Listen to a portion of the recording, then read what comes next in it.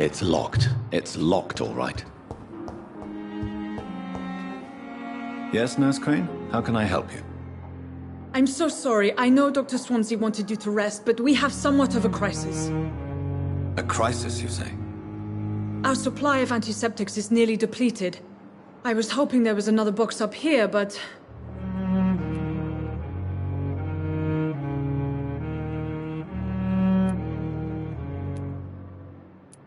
Nurse, this room is off limits, and I'd prefer to keep it that way. Make sure the rest of the staff are so informed. Of course, Doctor. And what about the antiseptics? Or do I inform the staff that you're too busy? I may have a solution.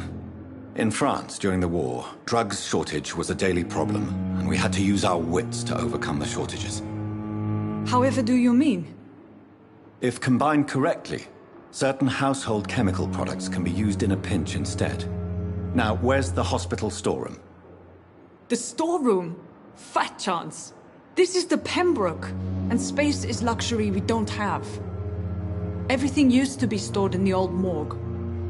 Perhaps I should look there first. Where is this morgue?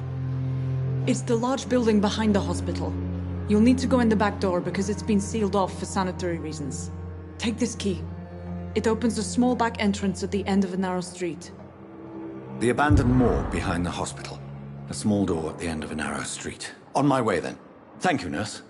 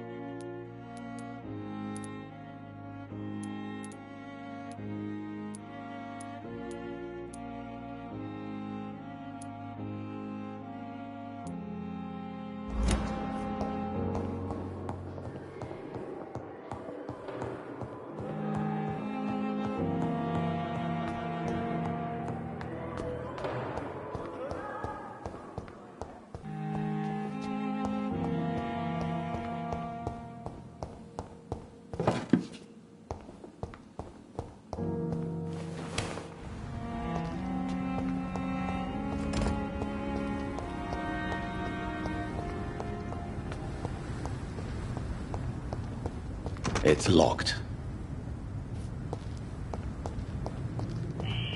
Scowl voices in the garden. I should investigate. If they were to find somebody...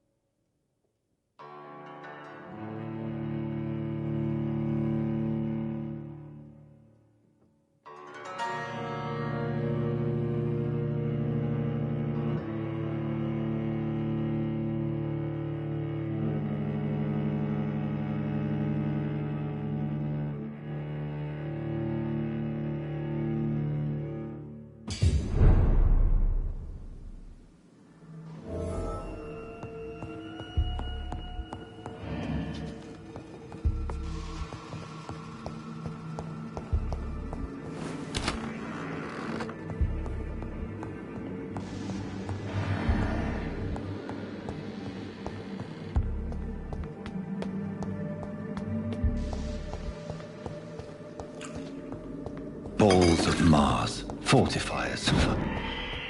As popular as they are ineffective. But they do contain iron tartrate, and that might prove itself useful.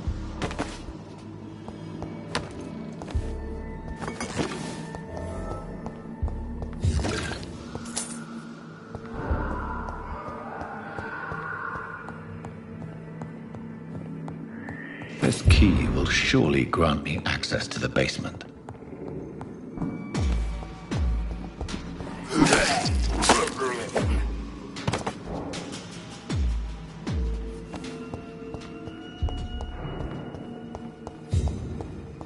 It's locked, all right.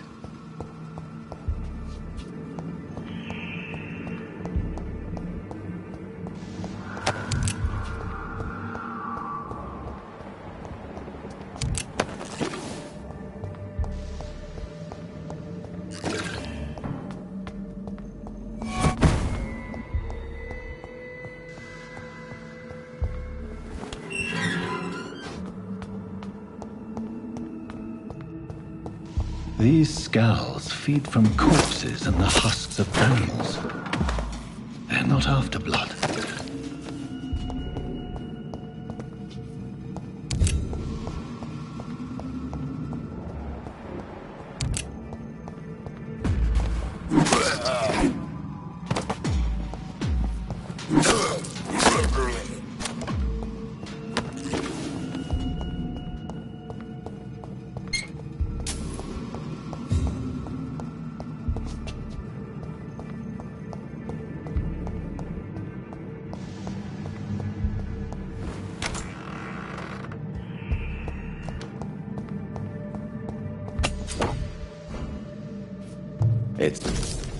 Mr. Connor's injuries don't match the report. I'd better look into this. It's locked, all right.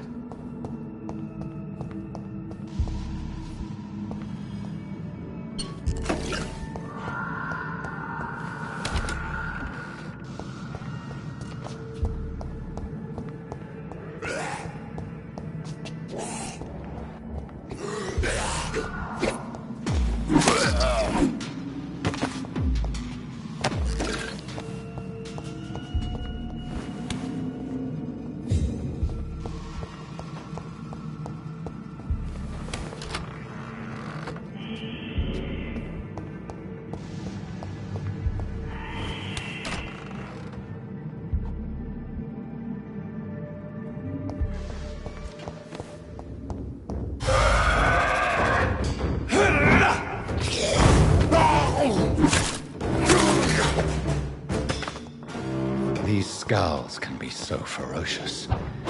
I'm not sure I can defeat them without becoming stronger. To drink blood is so tempting.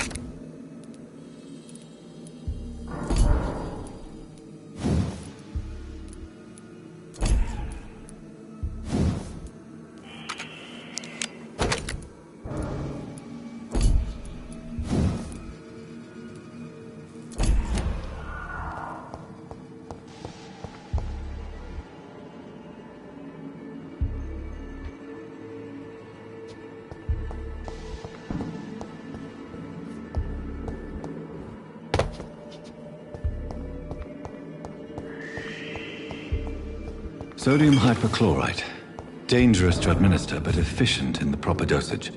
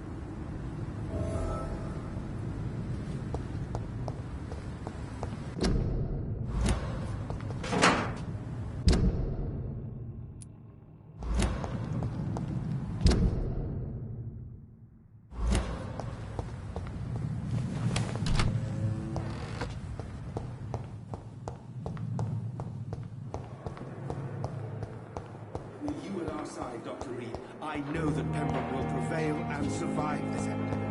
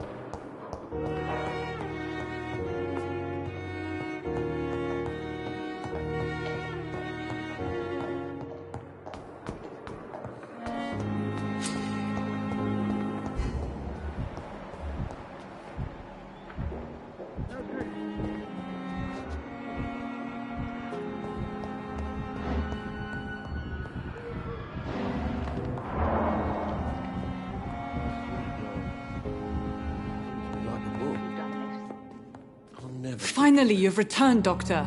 Did you find anything of value? Yes, nurse. You've worked your first miracle, Doctor. Now, this patient here needs immediate treatment. Duty calls? When the storm has passed, I'll show you how to mix the remedy yourself with the same basic ingredients. Many thanks, Doctor. When you've finished, you ought to report to Dr. Swansea in his office. He's been looking for you. Seemed pressing.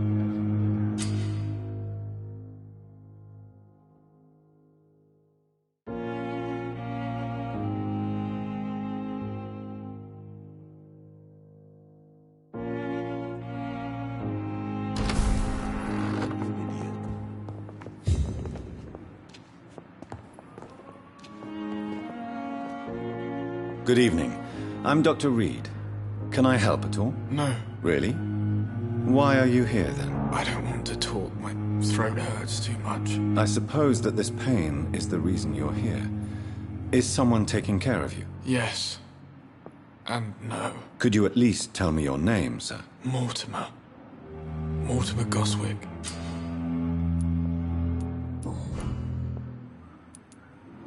Tell me about yourself, Mr. Goswick. I don't want to talk, Doctor.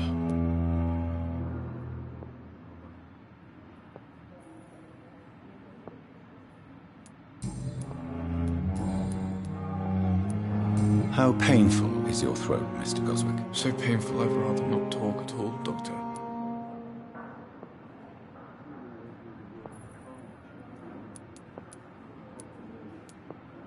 I'm sure you realize a doctor and his patient have to communicate, sir.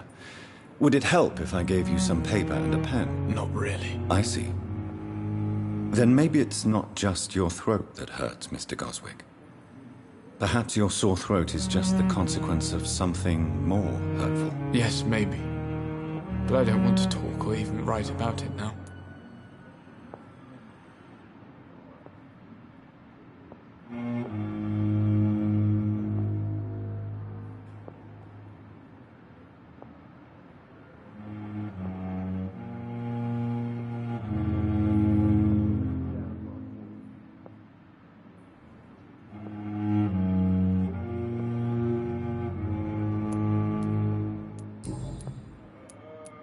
I have to go now, sir. But don't hesitate to contact me if you need any help.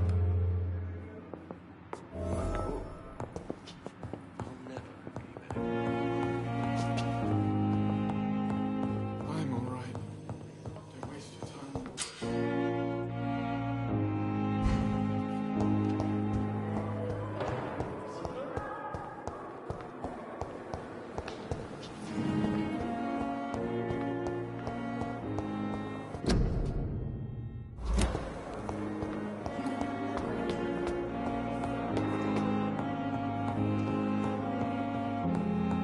It's locked.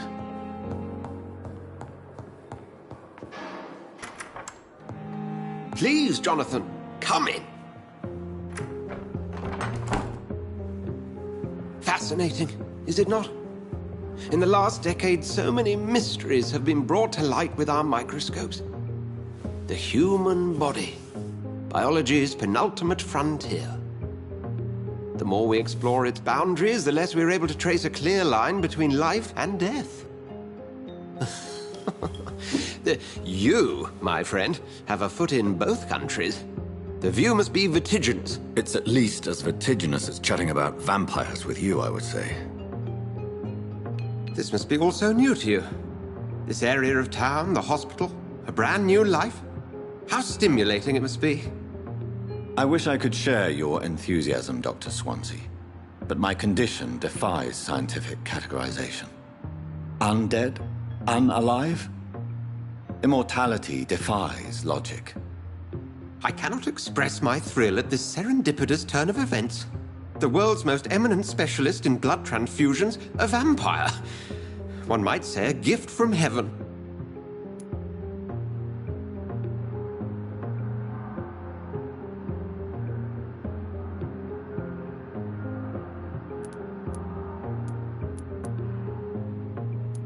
There is an absurd poetry to my situation. Physician, heal thyself. Forgive me. I've been an admirer of your work for a long time, and now you are so much more than a brilliant physician. And please, call me Edgar.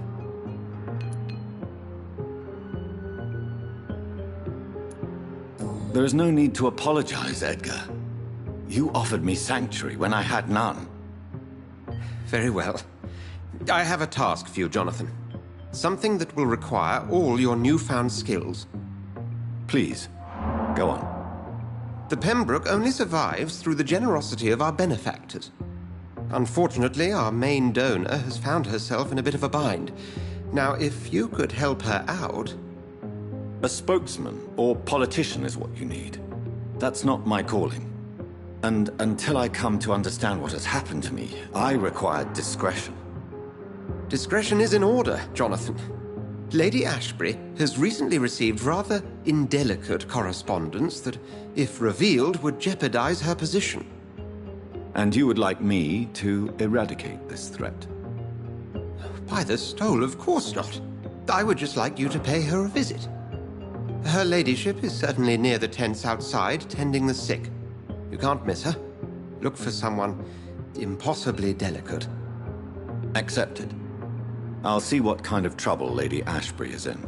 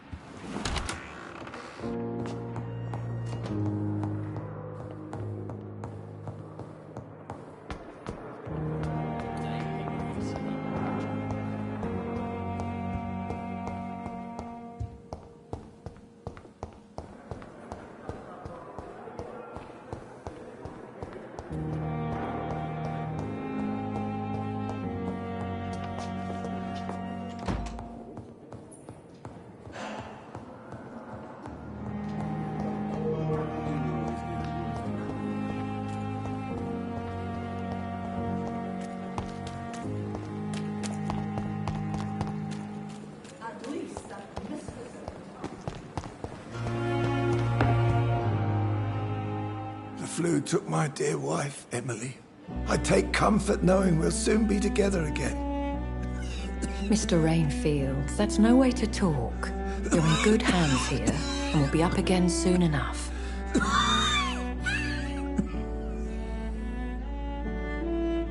Now do me a kindness and get some sleep. I'll be back round later. Your words are kind, the blessings of an angel. You're the sweet, sweet Lady of Mercy.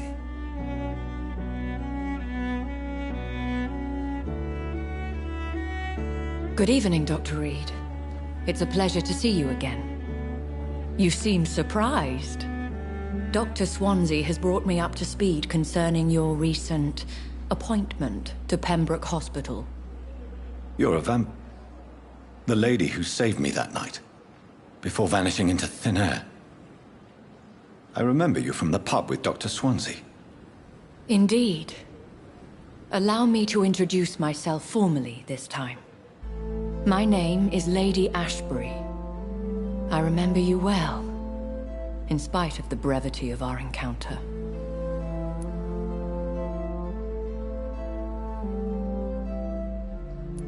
Apologies. You've taken me by surprise. I'm very happy to see you. The pleasure is mine, Doctor. I hope you're more disposed to answer my questions now. You must have countless questions, but our rather urgent matter first. Swansea has explained.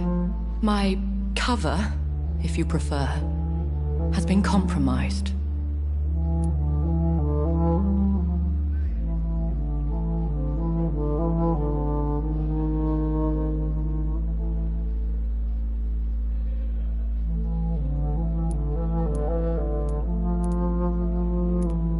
Pardon my boldness, Your Ladyship, but I have questions concerning this condition we share. As a newborn, your hunger for answers is rivaled only by your thirst for blood. But the questions need wait. I'm a scientist. My trade is in the deciphering of mysteries, and I need information to feed my mind. I will gladly answer every question you have, but first, prove yourself capable of resolving my predicament without eating the culprit.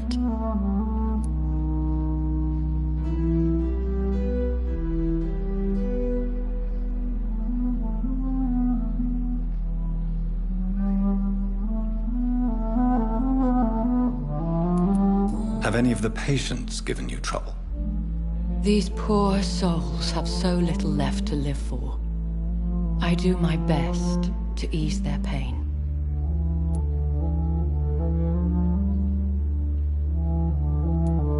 The world would be a better place if it were cared for by women like you. You make me blush. I am simply a necessary evil.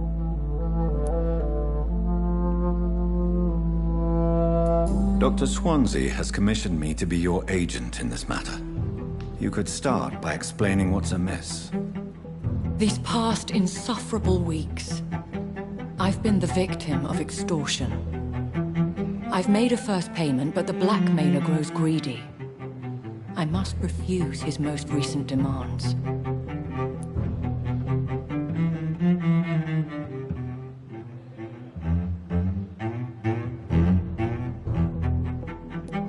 If we're dealing with an ordinary criminal, surely you've the means to deal with it yourself, if I may. As immortal tradition doth dictate, all fangs and hypnotic eyes ablaze, the blood would run like a river. That's what I hope to avoid. Violence has a tendency to spiral out of control.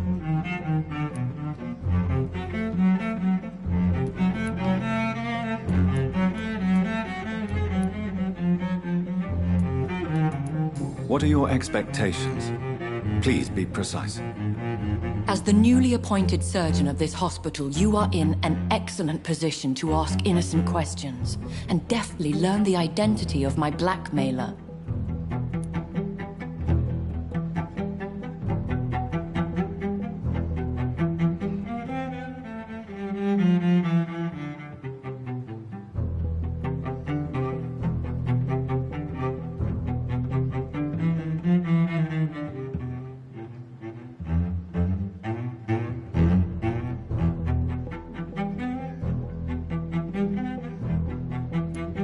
Who would be so foolish as to threaten you?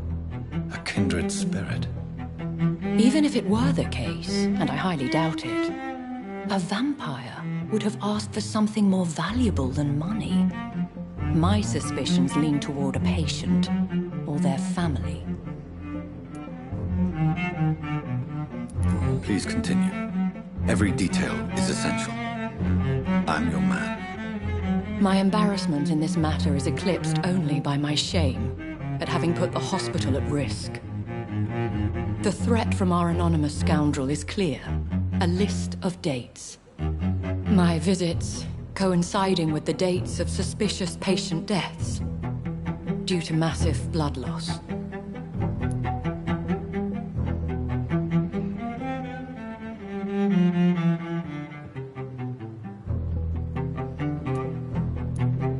I'll take care of it. Do you know where I should start? If that was the case, I'd settle the matter myself.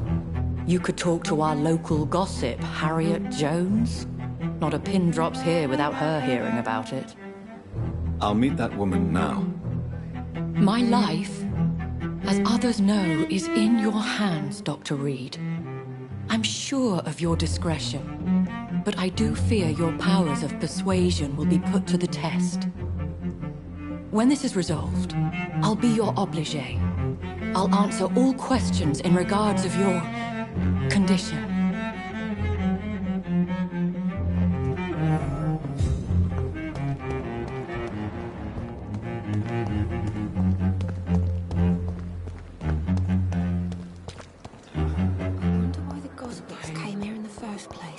Here again.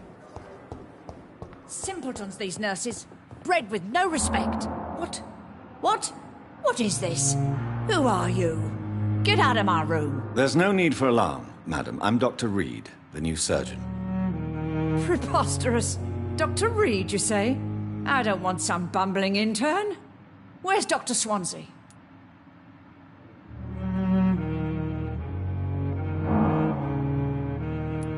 Dr. Swansea is quite busy, and I need you to help me get acclimated. I have many questions. How brave. Threatening an old defenseless woman. You know how long I've been a patient here? You've picked the wrong fight. I'm Harriet Jones. Harriet Jones? Indeed. I've been meaning to have a chat with you. You know what goes on here better than any other patient, I gather. Better than any patient, nurse, or doctor.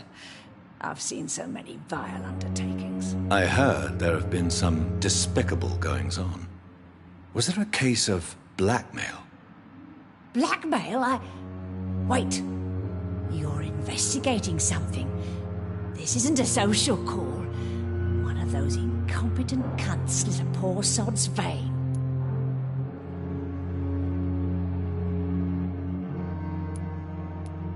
If I didn't know better, Miss Jones, I'd be inclined to say you enjoy this type of idle gossip. God's honest truth, Doctor. It's just the way it is here. Most of these bitches would let you freeze to death before getting you a blanket. You seem to know more about the goings-on here than anyone else. Beware, Miss Jones, in case suspicion should fall on you. That's it. Blame the old and infirm. I see those little bitches' greedy little eyes. Just waiting for me to pop off, they are.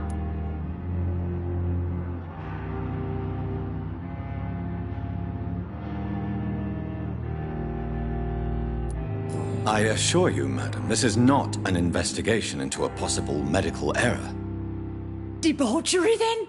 Nurses Crane, Hawkins, Brannigans, whores, all of them. They can't keep their legs shut.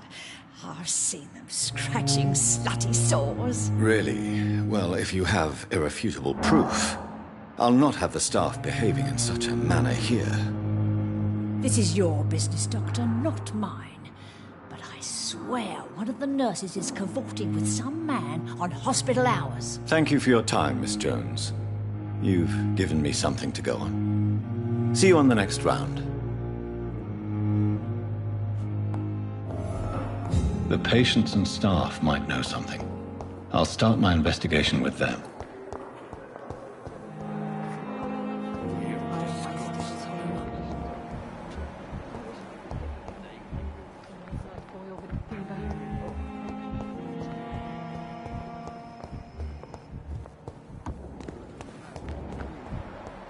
I met him in New York once. If only there were more of us, with less resignation, and Perhaps more I should consider the determination. offer from that I know I coward can fellow. count on you. Good evening, sir. So it is true. The famous Dr. Reed has joined us. I can't think of any better news during these terrible times. Do we know each other? Actually, yes. We met once before, at the Rockefeller University in New York. Dr. Tippett, yes, I remember. I was assisting Professor Carell in his research about coronary bypasses. He had nothing but praise for you. He was also very confident about your future. And look at you now. Eminent surgeon and blood transfusion specialist.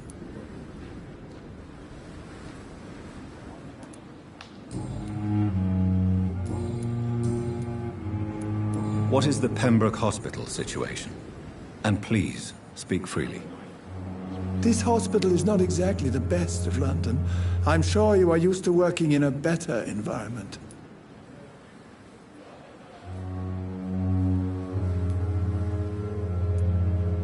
It's not exactly the best situation in London either.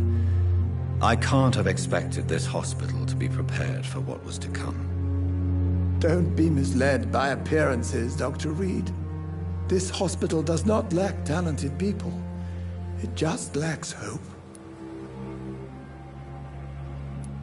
What can you tell me about the staff in the hospital? Some are really good, and others are not so good. But during this troubled period, there is no time for slander. I prefer to focus on the positive character traits.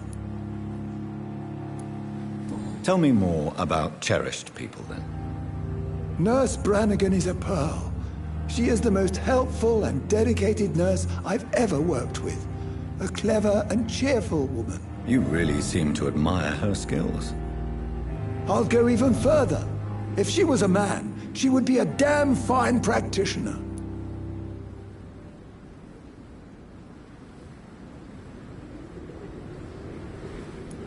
Any opinion about the management?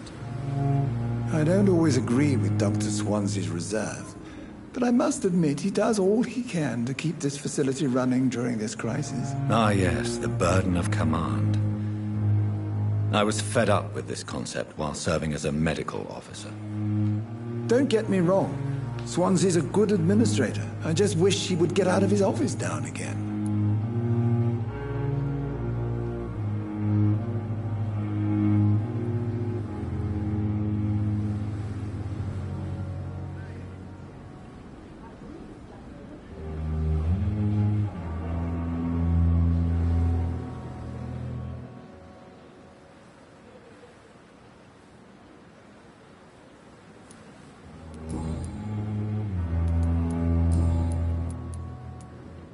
Have you heard of any underhand dealings going on in this hospital? I have no time for such triviality, my dear colleague. We're here to save lives.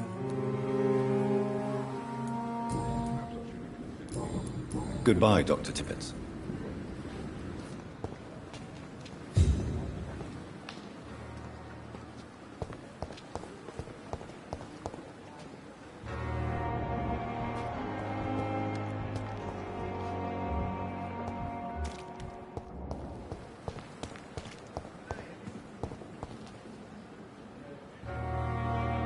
Good evening, sir. I'm Dr. Jonathan Reed. I'm new here. I've already heard about you, Dr. Reed.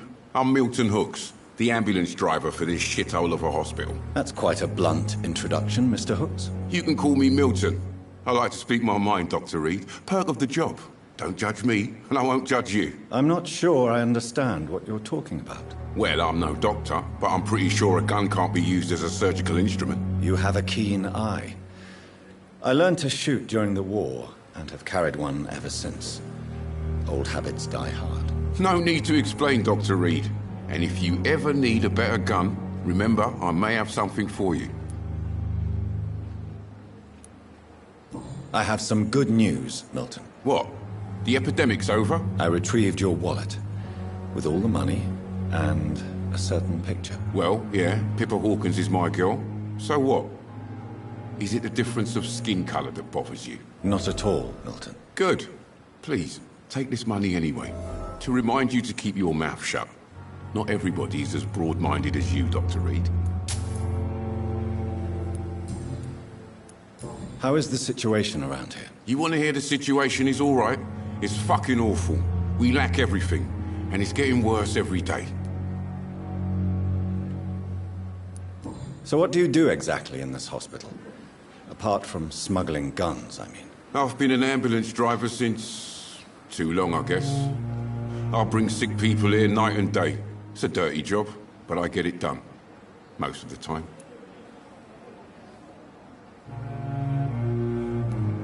Since you're on the front line, how is the sanitary situation in this vicinity? It's a complete disaster.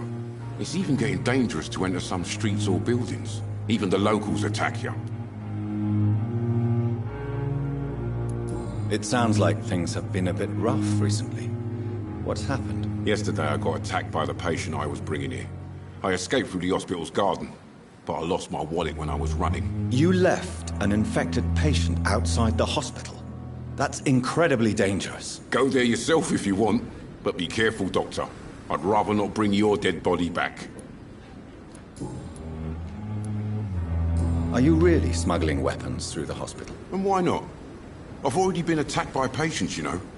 And by gang members willing to steal my money. But you're not defending yourself. You're selling guns to civilians. You keep people alive your own way, Doctor. I offer them another way to protect their health.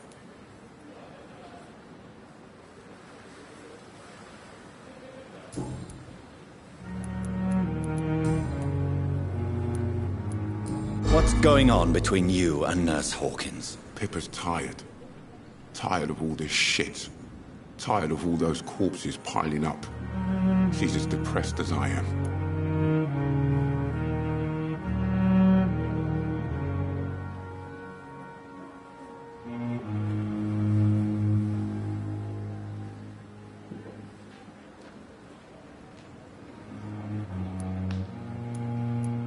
You do realize you could both get fired. Hospital staff are not meant to have intimate relationships with one another. Come on, Dr. Reed. Do you know how many rules are broken in this hospital every day just to keep it running? There's nothing wrong with what we're doing. During the war, I witnessed a few couples just like you come together in difficult circumstances. It can be very damaging. Maybe you're right. But we support each other, and that's all that matters.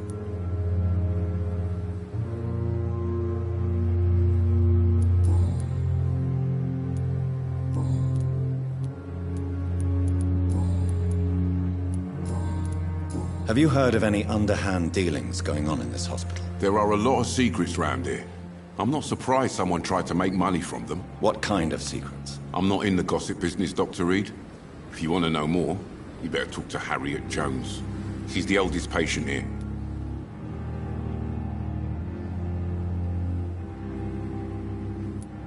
I'd like to see your goods. Wise choice, Dr. Reed. A reliable gun is what everybody needs these days.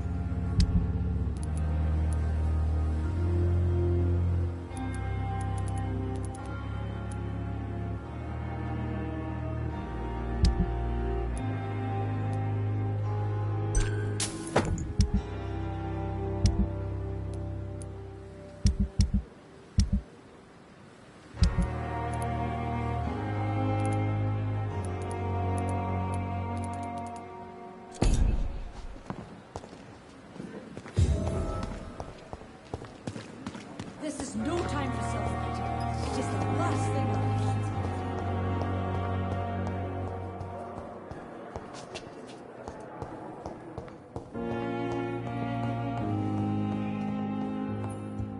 You always knew the words to calm the children. As for me,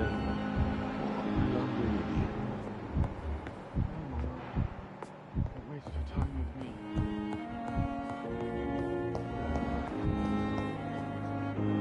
Good evening, nurse. Good evening, Doctor. I don't think we've been introduced yet. My name is Pippa Hawkins. And I'm Dr. Jonathan Reed. Dr. Swansea has recently offered me a position in this hospital. Well, it's a euphemism that your help will be appreciated, Doctor.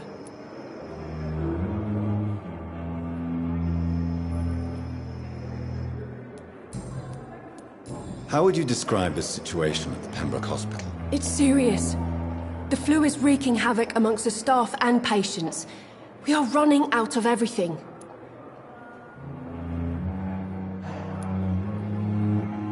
Nurse Hawkins, the Spanish flu won't last forever. Even the Black Plague didn't kill everyone. I wish I could believe you. But what if this epidemic was worse? What if in the end, nobody was spared?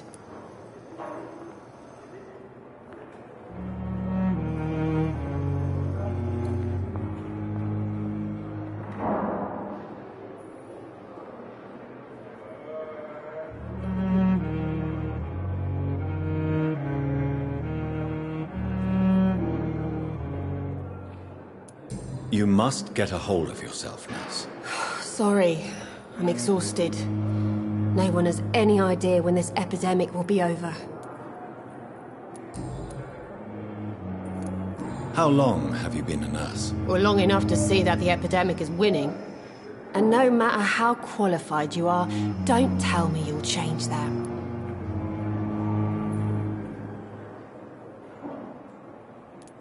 You'd be surprised what dedication can achieve, Nurse Hawkins.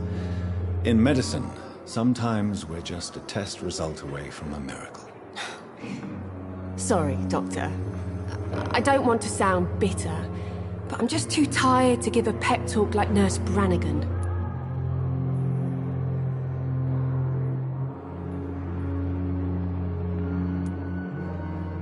Pepper, I know you're very close to Milton Hooks. Yes?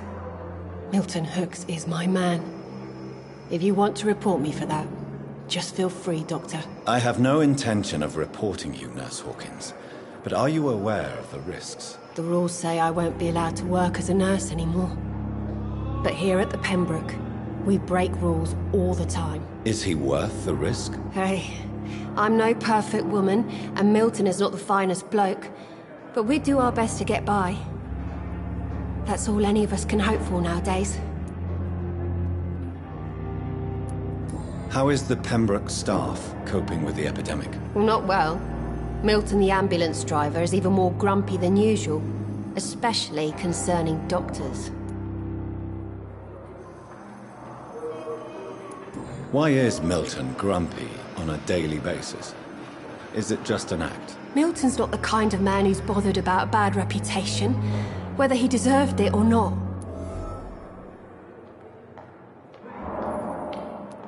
Why does Milton dislike doctors? I don't know. Just ask him. But be warned, Milton is not the chatty type.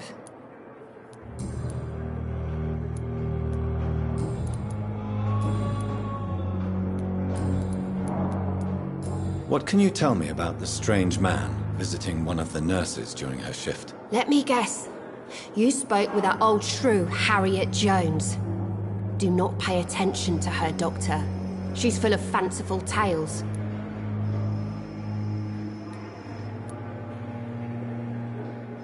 She could have been telling the truth about the mysterious man. That old witch will end up in hell soon enough.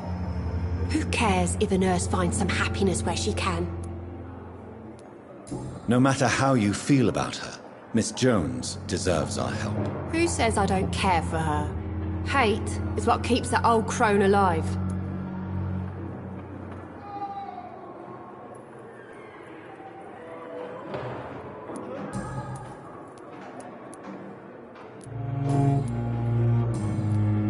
What can you tell me about the strange man visiting one of the nurses during her shift? Let me guess.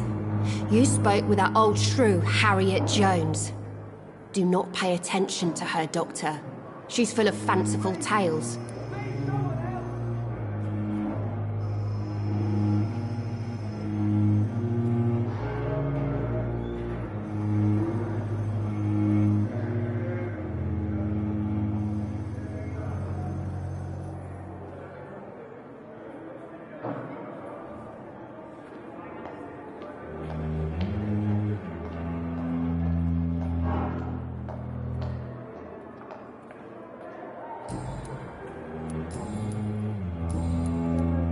What can you tell me about the strange man visiting one of... Let me get...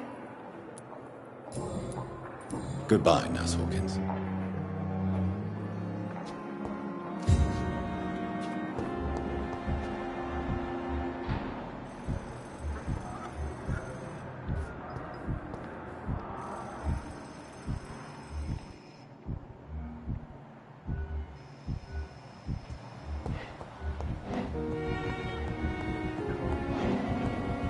I cannot enter.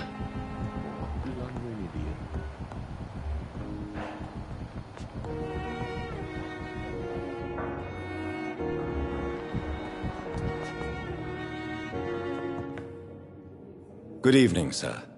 I'm Dr. Reed. May I help you? I don't know if a third opinion is needed. Your colleagues are already arguing about my condition. I see. Would you mind telling me more about your situation? I'm Harvey Fiddick. All I want is to get me bloody arm fixed properly. Tell me about yourself, Mr. Fiddick. I'm just a regular guy waiting to get his arm fixed, so I can return to work and to my family. I was more curious about what you were doing before being hospitalized. I'm a carpenter, and a good one too. But that means I need both arms to feed my family, Dr. Reed. Tell me about the doctors who are arguing about your case. Strickland and Aykroyd. They both want the best for me, but there's a lot of pride there. Doctors are no different from carpenters, it seems. What do you mean? I often had professional arguments with rivals on a building site. Difference is I disagreed about wooden nails, not flesh and bones.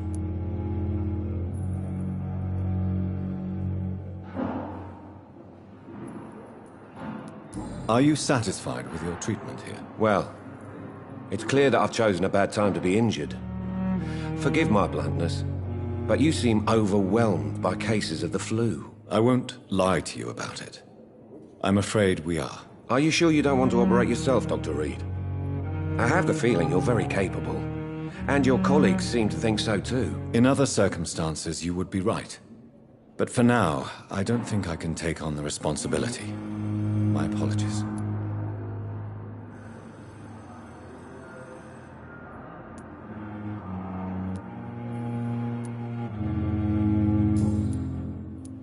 Have you heard talk of any blackmail here at the hospital? No, nothing.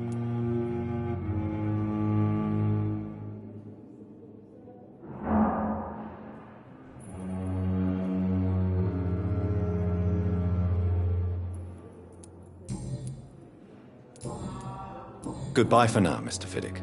I'll see you later. You always knew the words to calm me. With you at our side, Dr. Reed, I know that Pembroke will prevail and survive this.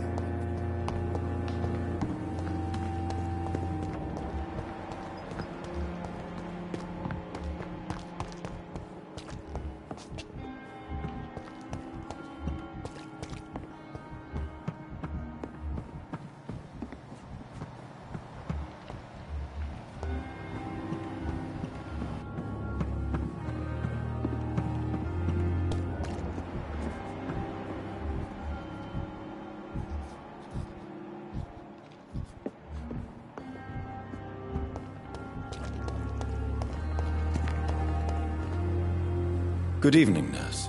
I'm Dr. Jonathan Reed, the new surgeon here at the Pembroke. Dr. Swansea has already told us about you, sir. I'm Nurse Gwyneth Brannigan. Welcome to the Pembroke Hospital. Did he really? It's a good thing I wasn't hoping to keep a low profile. All members of staff have already read about your new blood transfusion technique. Dr. Swansea made sure of that. I see. Well, I'm a little surprised, but I suppose I'll just have to deal with this unexpected notoriety. You must know, blood transfusions are Dr. Swansea's primary subject of research. He is convinced it is the future.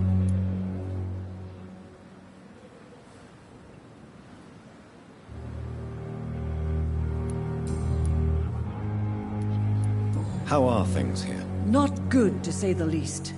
We're struggling against an invisible enemy, more lethal than any bullet from a gun. It's hard, Doctor.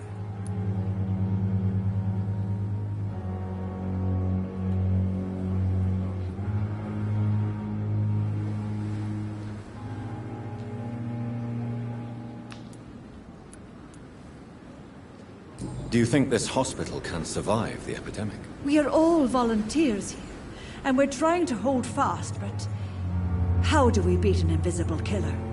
Some nurses have already resigned. An invisible enemy? Quite a poetic term for a disease, especially from a nurse. Sorry, Doctor. These last few weeks have been exhausting. We could all do with a good night's sleep.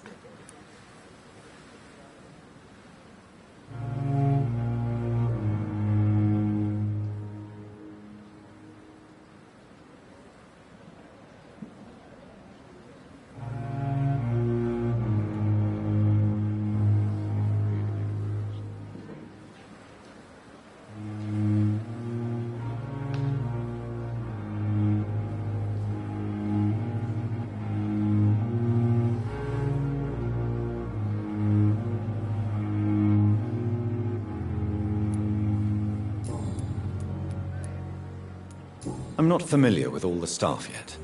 Perhaps you could help me. Brilliant professionals, most of them. Dr. Swansea has a gift for recruiting talent. Most of them? Is there a problem I should know about, nurse? It would be inappropriate for me to speak ill of a colleague.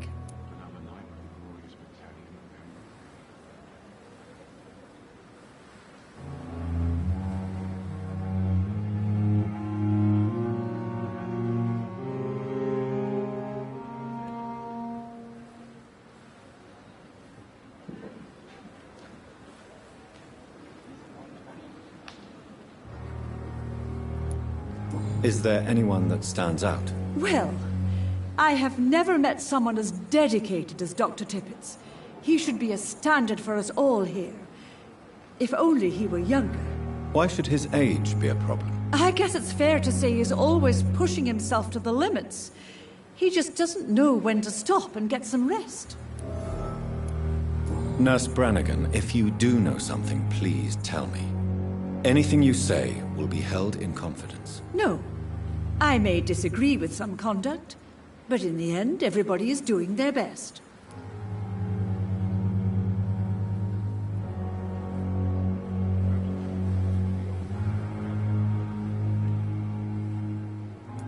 Nurse Brannigan, if you do know something... No.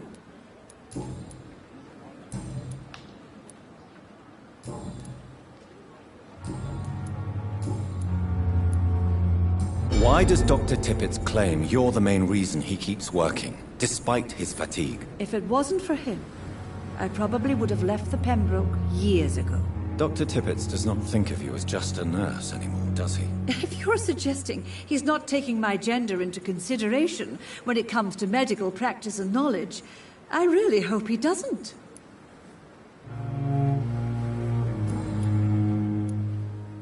Do you know if any of the hospital staff have criminal backgrounds? The people who work here all come from very different backgrounds, Doctor. Just like the patients.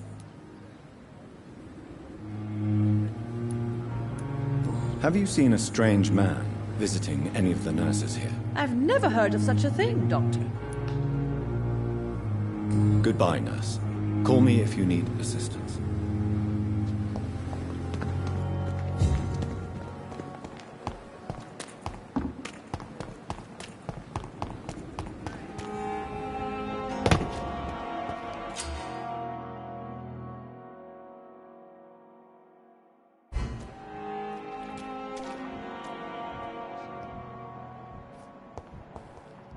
dodged death so many times.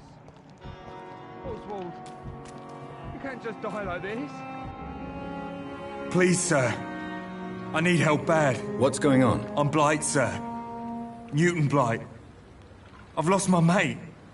Can't find him anywhere. I'm Dr. Jonathan Reed from the Pembroke Hospital. Please, calm down and give me more details. Oswald and myself were both infantry, sir. We were en route for the hospital, but... well, we had a disagreement. And Oswald ran off towards the canal. How long have you been searching for him? I can't go there. Too many rats by the water. Fucking rats. Can't stand them since the war, sir. Can't stand them at all. Don't be ashamed, Mr. Blight. Many soldiers who survived the trenches suffer from musophobia. I'll see what I can do for your friend.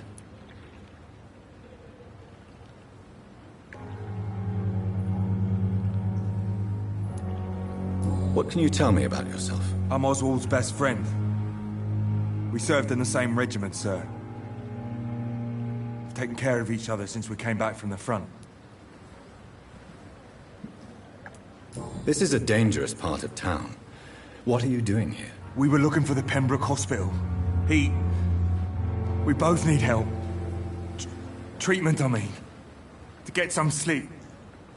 Just need to feel better, sir. What can you tell me about your friend? His name is Oswald Thatcher. We survived the war together. Oswald is... nervous and quite fragile since we came back from the war. Where was your friend the last time you saw him? He went down by the canal. He didn't want to go to the hospital. I think he went to the sewers on purpose. So I couldn't go after him. I have all the information I need for now. If I find anything out about your friend, I'll let you know as soon as I can. Thank you, Dr. Reed.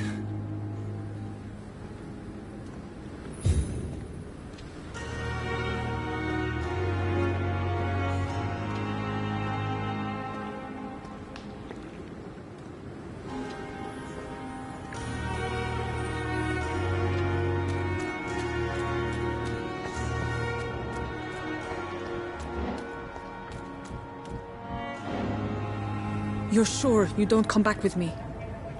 Nah, I have to see someone at the hospital. Be careful. You look so bad they may keep you as a patient. Fuck 'em. I don't like hospitals, or doctors. Well then, when you go back to Whitechapel, you may find this useful. What is it? A pass for a free medical exam by the best nurse available. Just read it. I don't read well, but thank you, I guess.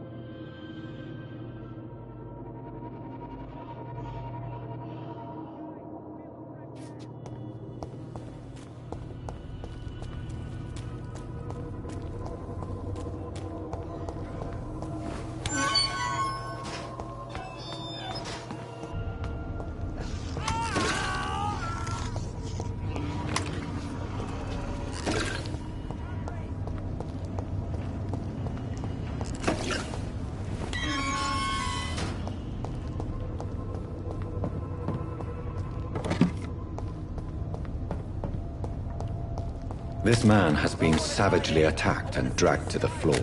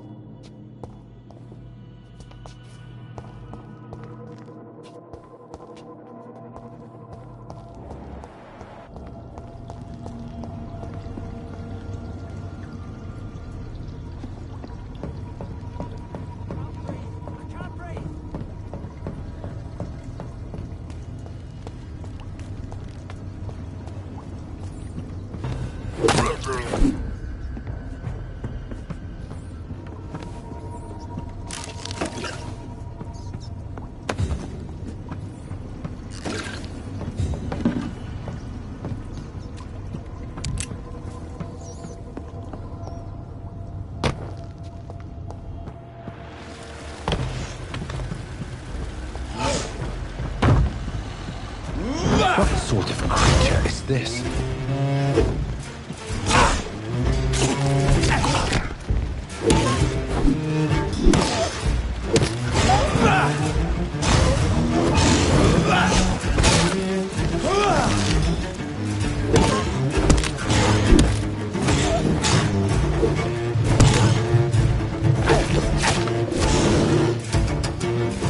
Here's what's left of him. Not a lot to check, but I should anyway.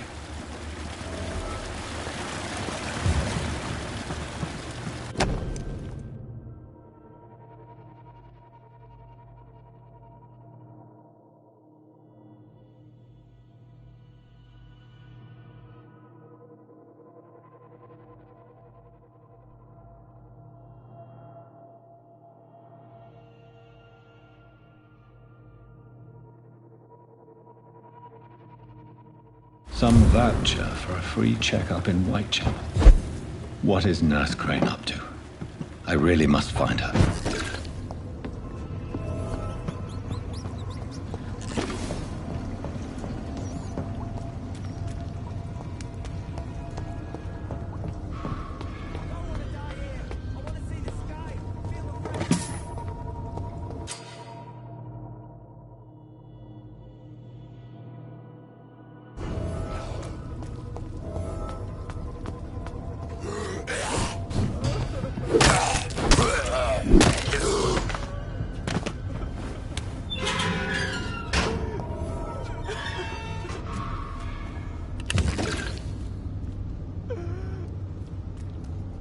Are you injured, sir? Help me get out of here. I need to get out. I'm Dr. Reed, and I'd be glad to help you, but you must calm down first. Please, take a deep breath and tell me your name. Okay. I'm Oswald Thatcher. Please, I need to get out. Mr. Thatcher, your friend Newton sent me to help you. Do you remember him? Yes, I do. Good. Now leave this place and enjoy the cool night air. It's quite invigorating. I'm sure you'll feel better if you do.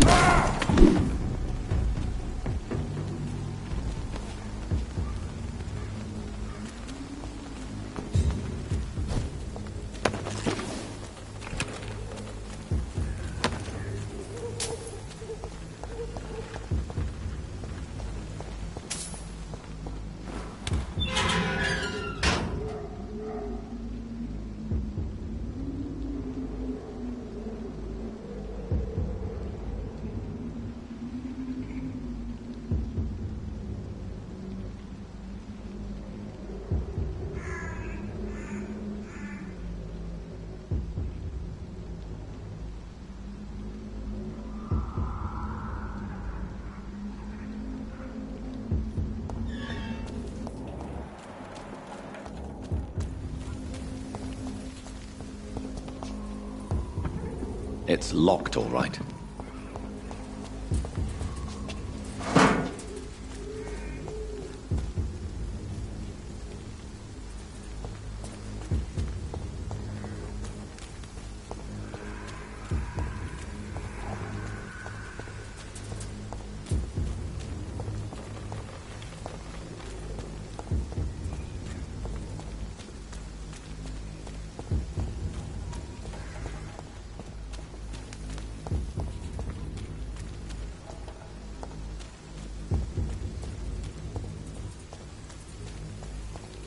It's locked.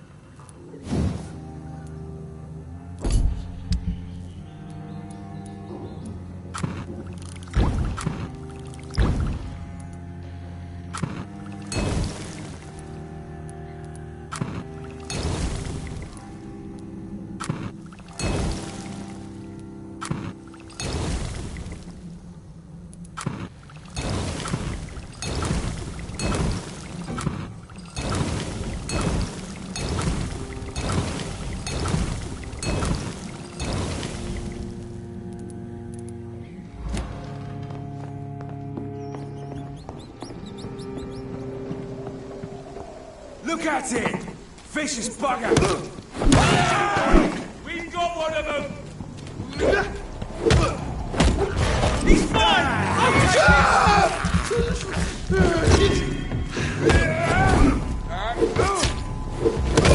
We have to stop it!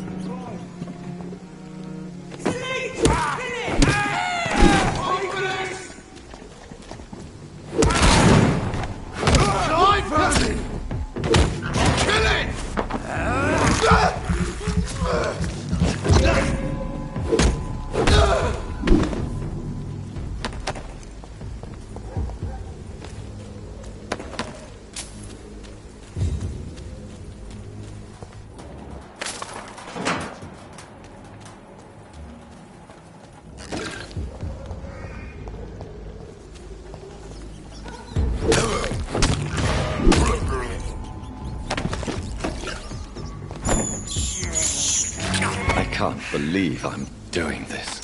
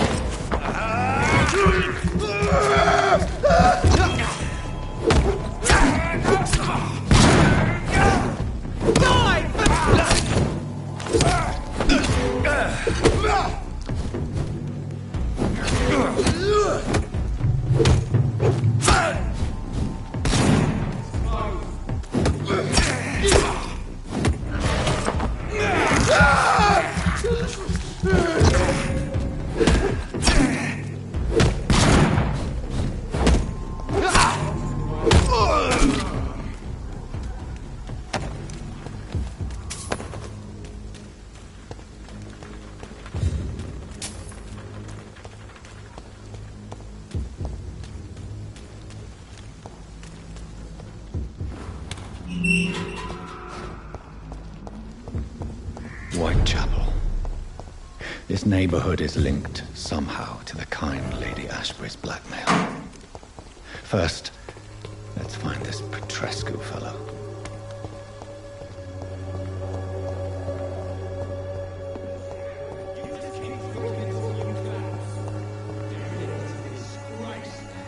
Fuck you all! Fuck it all! Stop it now, Albert, stop it!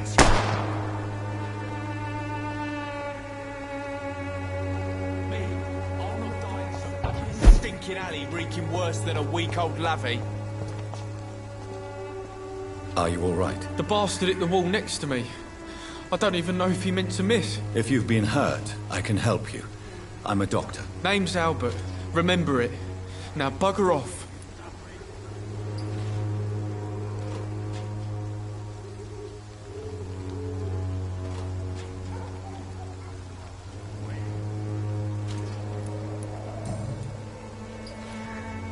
What happened?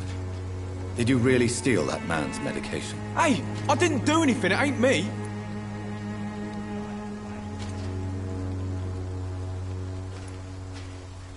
All right.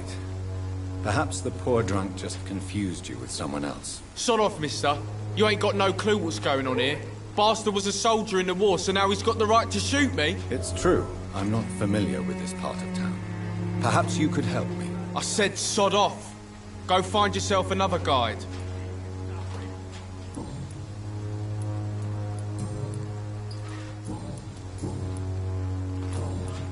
Do you know Nurse Dorothy Crane from the Pembroke Hospital? If you know anything about her, I'd appreciate it. Never heard of her. She's pretty, I'll keep an eye out.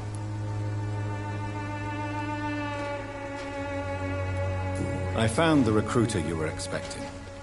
He's dead, but he carried a note. The Wet Boot Boys have accepted your application. I knew it! I told you I was tough enough. I'll be free soon.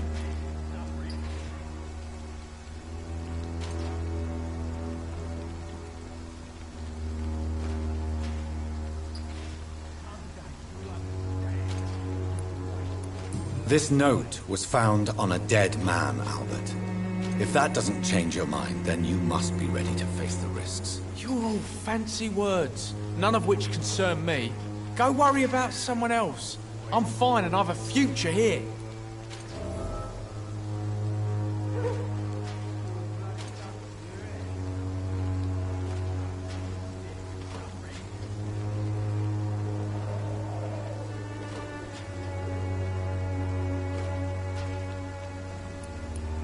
Goodbye, young man.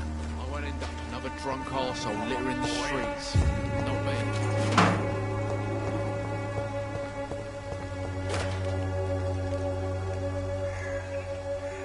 What? Shooting a boy in the middle of the street. Not the best thing to do, wouldn't you say? What? You saw what happened? Who are you? I'm Dr. Reed, and I'd like to ask you a few questions, if you promise me to set your gun aside. No. Look, I'm not a violent man. I'm Benjamin Palmer, doctor. And no one can help me. Not even you.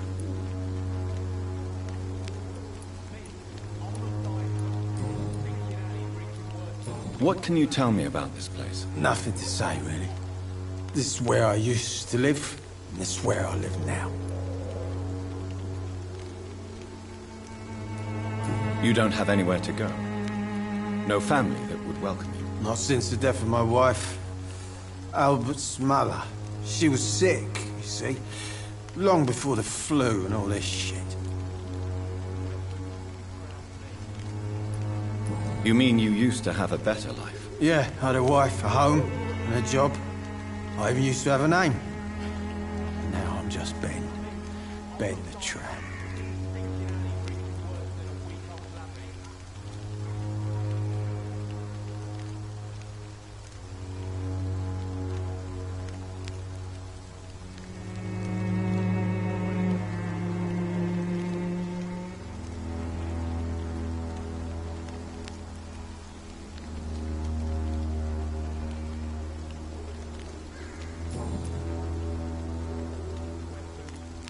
Perhaps you could focus for a moment and tell me your troubles. I'm sick, broke, and my son just stole my pills. Everything's coming up roses.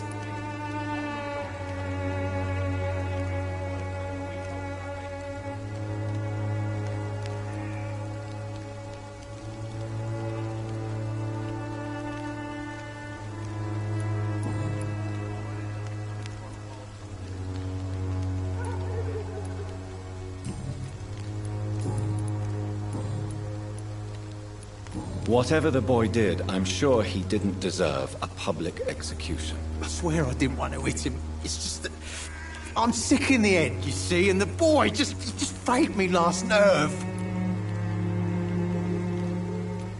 What is it, Benjamin? It was the war, wasn't it? Your nerves are shot, aren't they? I need some answers, Private. From one soldier to another. The doctors called me a liar. A coward. Put me in a straitjacket, locked me up. Finally, they sent me back to the front lines with a handful of tablets.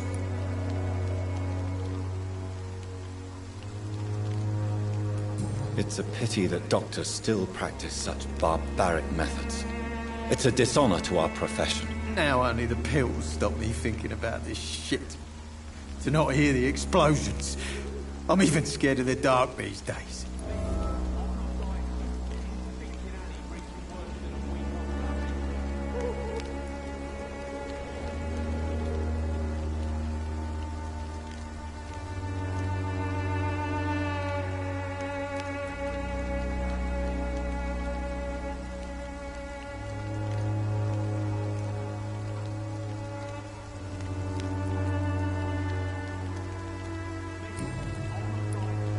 Do you know Nurse Dorothy Crane from the Pembroke Hospital? Have you heard anything? It's funny, I've been searching for her too. I need some pills. But the woman is a phantom, if you ask me. Really? And why is that? Word is she ain't real. She's a cover for some doctor who runs an illegal dispensary for migrants. A gun, alcohol, and a bad temper make a terrible cocktail, sir. Goodbye for now.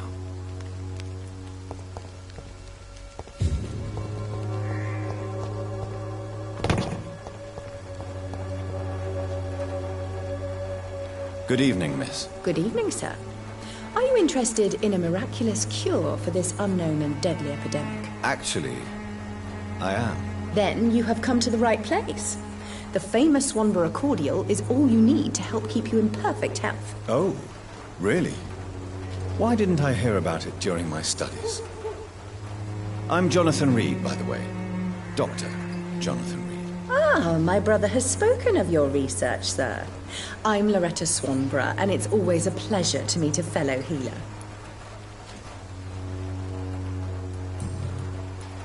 Tell me, who intrigues you most in Whitechapel? The region itself is something to see, but I would say Camellia the mute florist who gives away her flowers.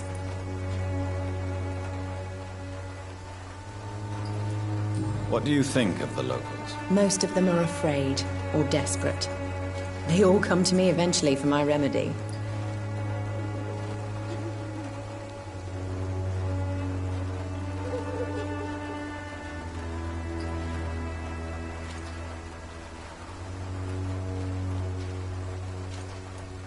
Is there anyone I should avoid? Cadogan Bates, without a doubt.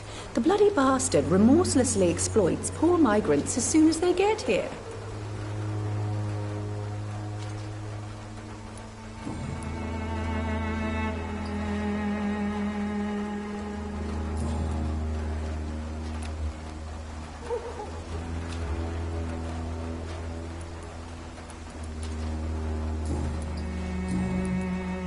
Do you know Nurse Dorothy Crane from the Pembroke Hospital? I'd like to know more about her. I don't like to talk about competition. Competition, you say? Never met her, but it seems she provides some sort of medical care to the poor. The whole thing has to be some sort of scam, if you ask me.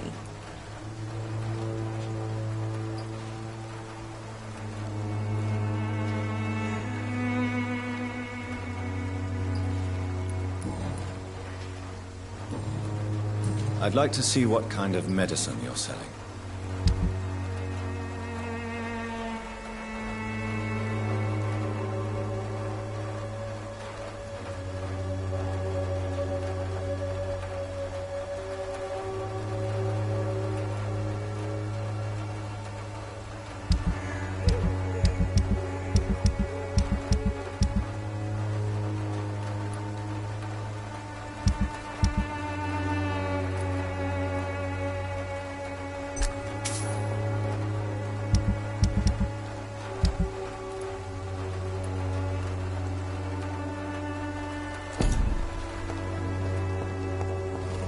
When science fails you,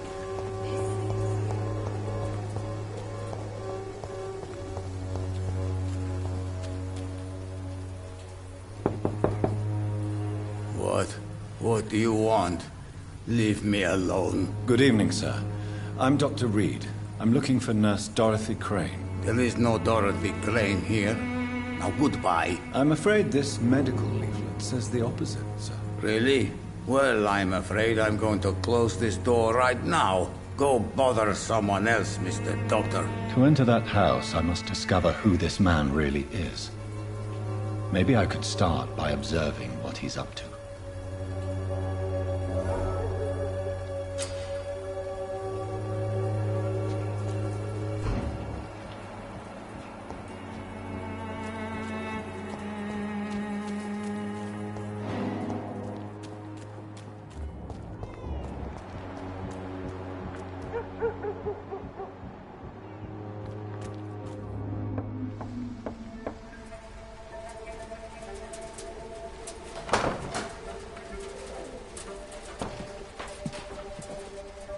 A strange man was at the door with a pass for our medical facility. I refused him entry. Darius, how could you know he didn't need our help? His clothes were too finely tailored to be from Whitechapel.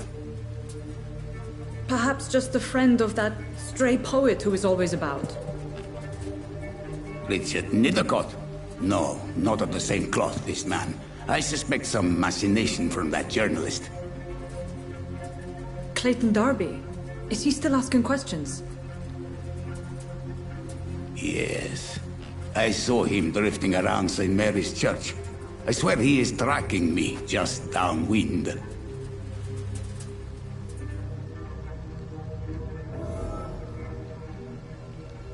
I must talk to that journalist or the poet. They must know about Darius. Nearby the church they just mentioned.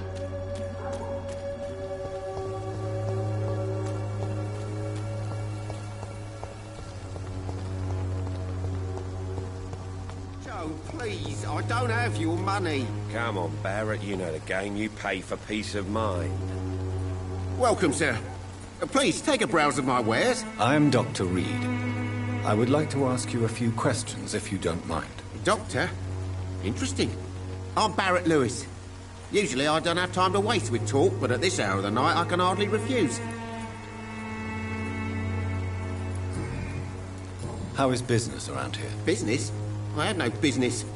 Between this racket, theft, and customers getting scared, I'm losing money every day. I see. Sounds like you blame someone in particular for your situation. It's no secret Joe Peterson spends his time harassing merchants. But with me, he's trying to put me out of business once and for all.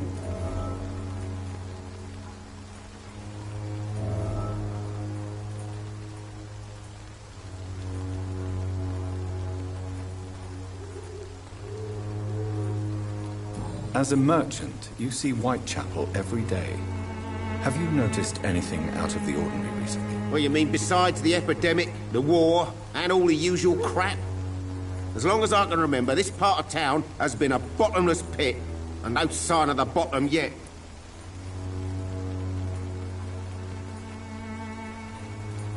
Violence is increasing in the borough. Yeah. A few nights ago, some blokes jumped me. Came out of one of the condemned workshops. Fever, madness, something like that. Where did this happen? Why did you go there? In the closed workshops nearby. I worked there as an apprentice in better days. Now I only go to find trinkets or tools. Too bad I was mugged, though. There was good money in that little box of loot I lost.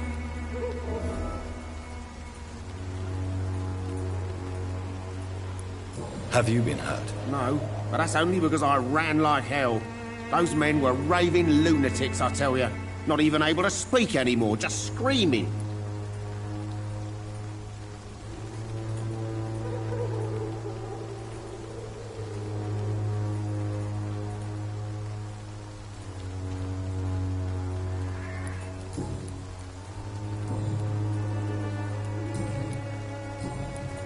Have you heard of a nurse called Dorothy Crane?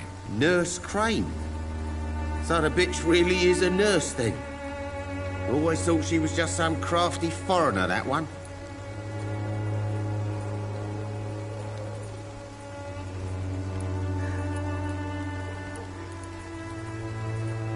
Yes, she's a nurse, and quite a good one. What did she do to gain such notoriety? Dorothy Crane ain't even a real name. Something like Dorothea Craniu. Something like that. Came to England fleeing the war, I was told. That doesn't explain why she irritates you so much. Your precious Nurse Crane gives away medical supplies and prescriptions for free. I offered to sell it for a fair cut, but no. Miss Crane wanted to play the quiet saint.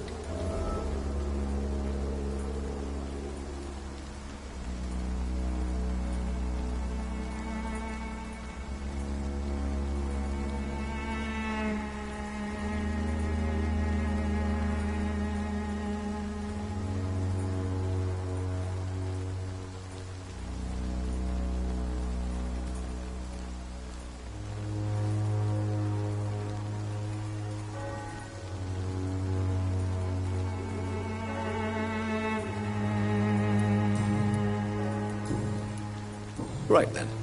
Show me what you have.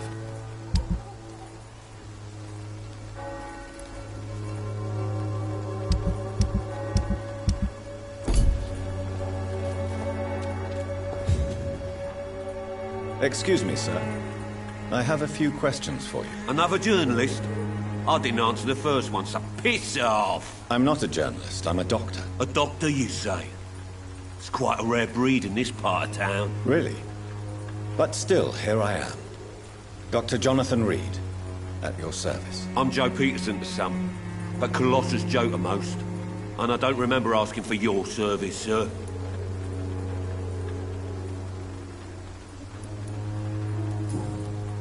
May I ask what you do around here? I do whatever I want, and sometimes even more. Now sod off. According to you, physicians are scarce in this part of town. Why is that? Not familiar with this neighborhood, are you? I guess your fancy colleagues are too afraid of being stabbed in the back. This part of town does have quite a reputation. Would you say it's justified? Totally. Look at me, for instance. I always look my opponent in the eye before knocking him out. How did you become the local bully everyone is afraid of, Joe? There's no pride in roughing up poor bastards. But this is the only job I've found. And it pays well, too. A job? So you're racketeering for someone else? I got enlisted by the Wet Boot Boys, a gang from the docks. I'm their muscle for their dirty work. You survive at any cost, even at the expense of others. Perhaps that's just the law of nature. I don't care what you think, sir. I do what I have to do for my own reasons, and that's that. I'm not sure Mr. Lewis would agree with your by all means necessary philosophy, sir. Oh, do you really think he's the poor victim here? Barrett can be as sneaky as anyone. Long ago, I even called the bastard my best friend.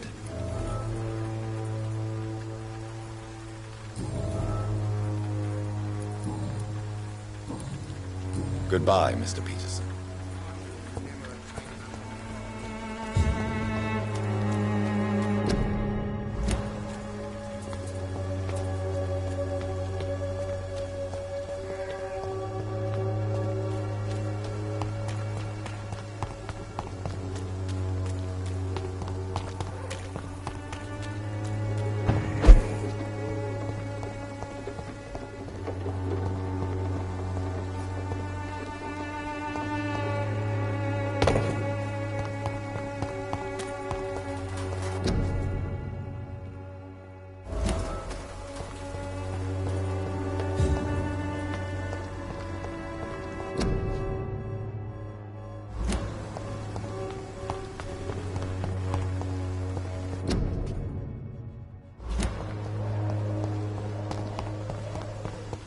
It's locked.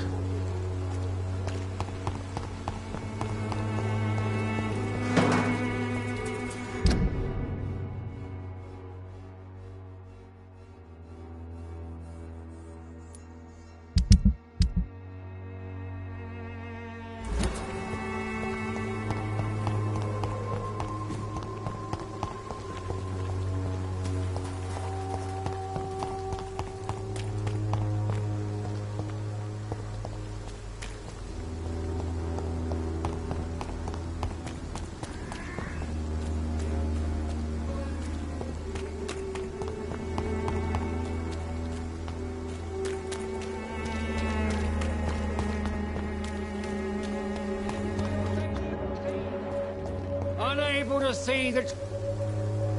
Forgive my interruption. Do not apologize, my son. Father Tobias Whitaker is always happy to teach mortals about the incoming Armageddon. I am Dr. Jonathan Reed, and I just have a few questions. A scientist? You are much more lost than I thought, my son.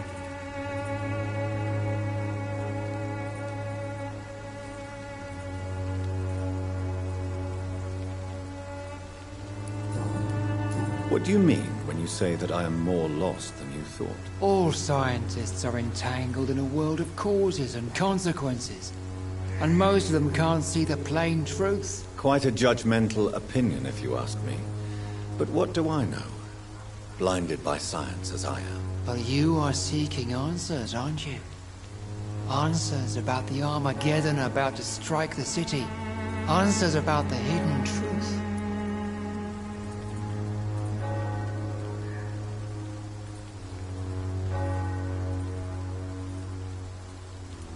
I am.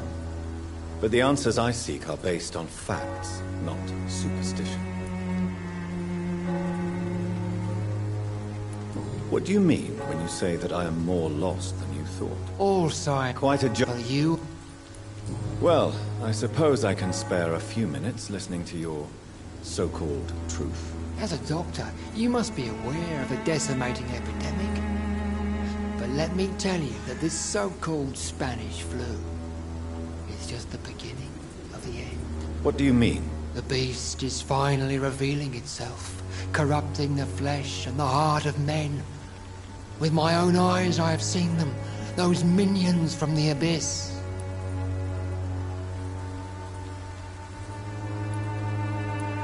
Really?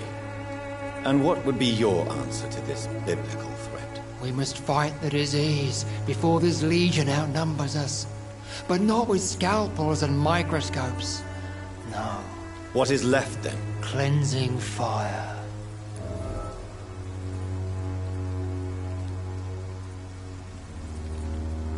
Tell me, Tobias, what exactly is your plan concerning the cleansing of this city? God will recognize his own. More than once this city has risen from the ashes, hardened and purified by the flames.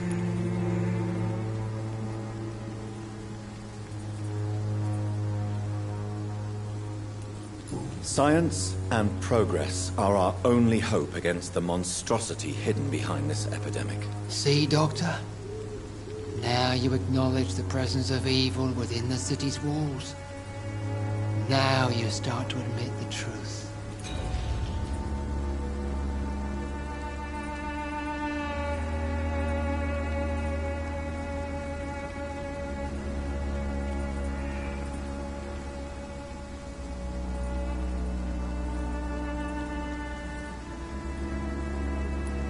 What do you mean when you say that I am more lost than you thought? All Quite a... Are you?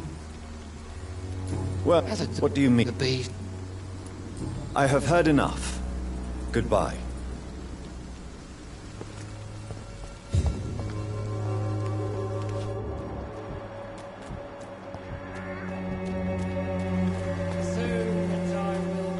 Excuse me, sir. Are you familiar with this part of town? Name's Clayton Darby, reporter. Sorry, I'm new to Whitechapel. But perhaps you could help me since you're a journalist. My name is Jonathan Reed. Dr. Reed, the famous surgeon. I'll gladly help if I'm able, sir. Why are the newspapers keeping silent about the Spanish influenza? It's as though none of you care. There's a war going on. People shouldn't be demoralized by news of deadly diseases.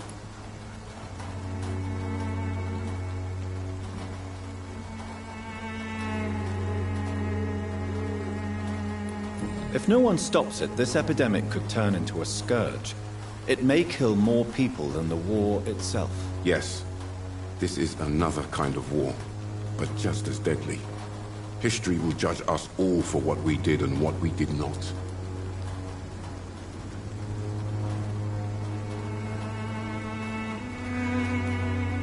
Have you any idea of the danger you face in these streets at night? I've had to run and hide more than once from frenzied mobs incensed by the fever.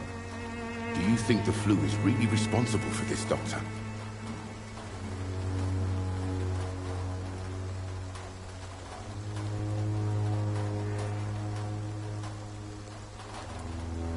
That science is unable to explain the facts doesn't mean there is no rational explanation. I confess, I share your point of view, Doctor. What is a journalist doing in this borough after sunset? He goes where none of his colleagues would dare to go, to inform the country. So you risk your life to reveal the truth. I saw many reporters do the same during the war. Whitechapel is the crucible of so many untold stories and tragedies. I want people to know them. That's quite honorable of you. But is the public interested? Not at all, sir. And that's why I'm an independent journalist, hoping to sell some stories.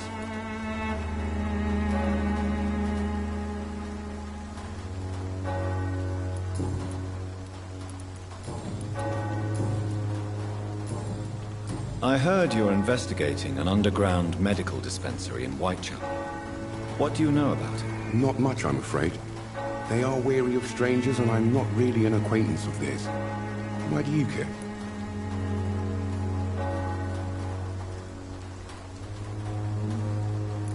I'm afraid one of the nurses from the Pembroke Hospital may be involved with unsavory activities. Ah, could it be Dorothy Crane? Without a doubt, you are a damn fine journalist, Mr. Darby. What do you know of her accomplice, a man named Darius? I don't know much about the man. He's very cautious. Never goes out. Doesn't seem to have any friends or family. He has no relatives at all? No. Except for that strange man, a poet named Richard Nethercott, who sometimes comes by. Darius would never let him in. Where can I find this Mr. Nethercott? He spends most of his time lurking around Whitechapel, talking to himself or declaring verses. These days, you can usually find him behind the church. He never goes out? No. A few days ago, he unexpectedly did. I followed him, but it was just a ruse to keep me away from his house. Really? How do you know? He went to the nearest mailbox, but just before posting his letter, he ripped it up and threw it away.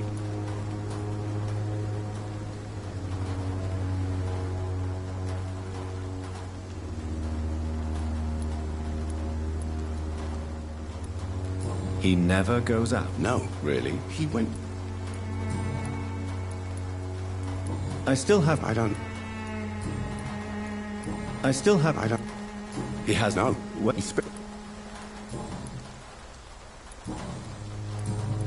Goodbye, Mr. Darby.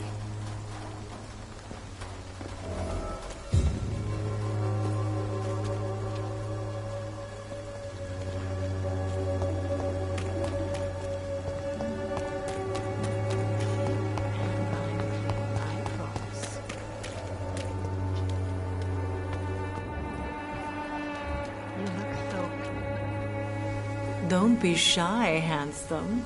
What can Christina do for you? I'm not looking for what you're selling. But I'd like to ask you a few questions, if I may. I'm a doctor. Dr. Reed. All right then, but be quick. Though I usually get paid when I open my mouth.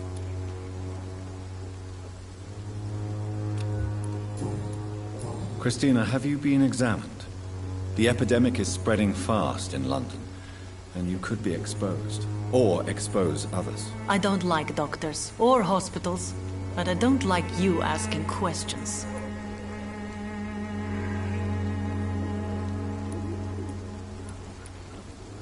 Considering your line of work, I assure you it is only a matter of time before you have health issues. If it is going to happen, it will happen. Right now, I need money. That's what's important.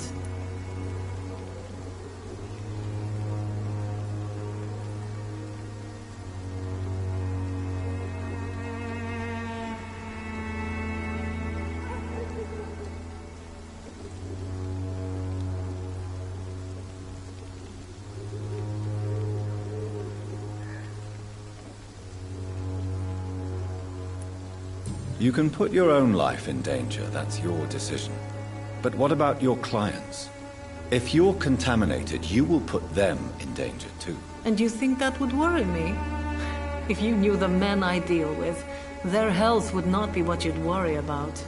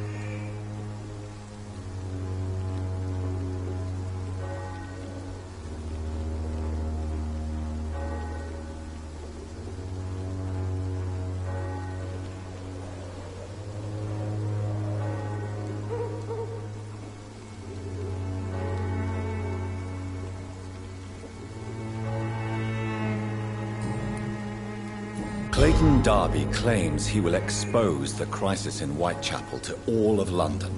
Do you believe him? I believe Clayton's courage will erode with time, until he finally leaves Whitechapel to start another fight somewhere else.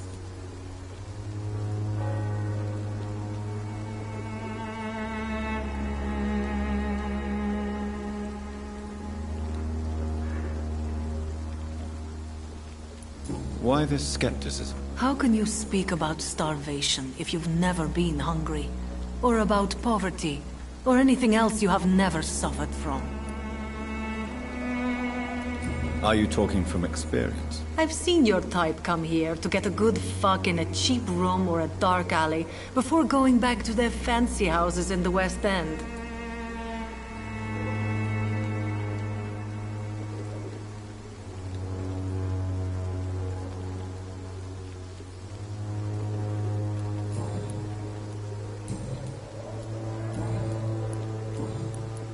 Do you know Nurse Dorothy Crane from the Pembroke Hospital? Anything you can tell me about her would be helpful. I don't know her, but I know her name is Dorothea Crăciunescu. She came from Romania like me and many others. You seem to respect her. Dorothea helps the sick people of Whitechapel. Everyone should respect that.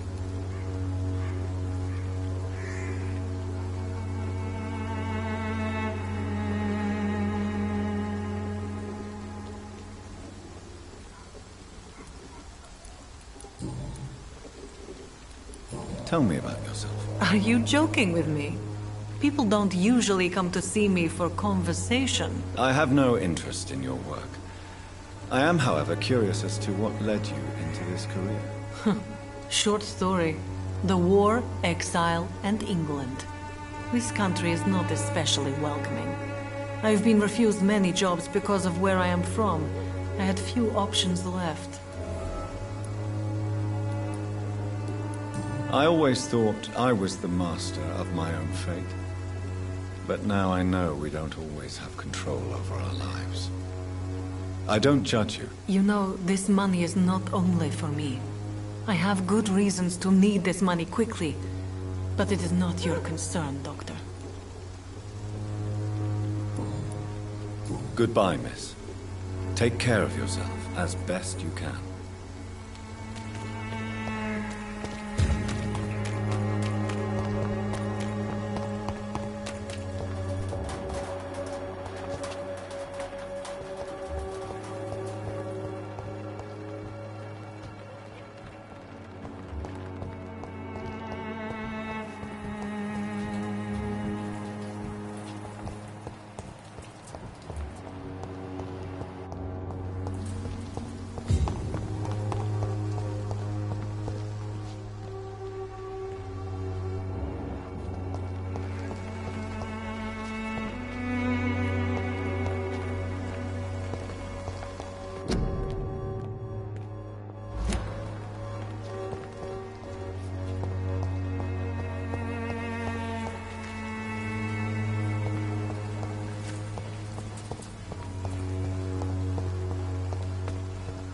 It's locked, all right.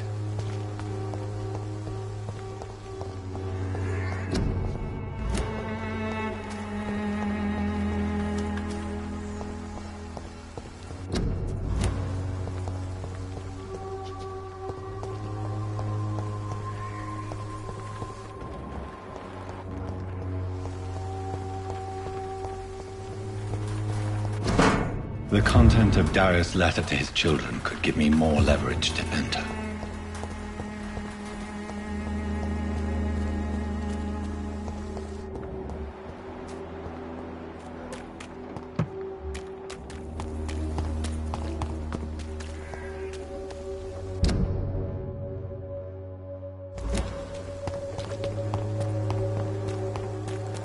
The walls of your home will not protect you.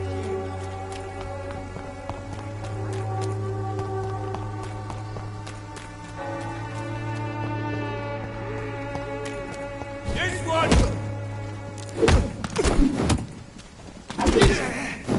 Die, vermin!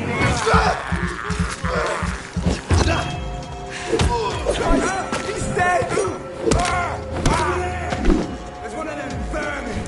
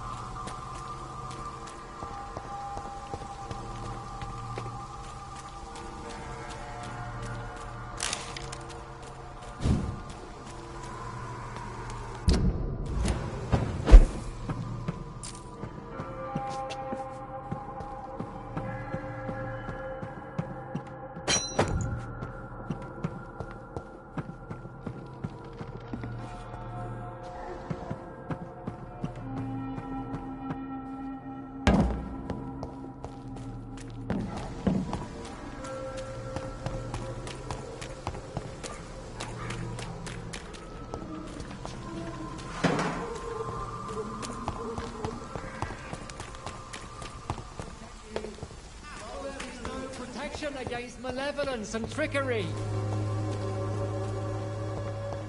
You are blinded by your false faith, imprisoned by your daily routine.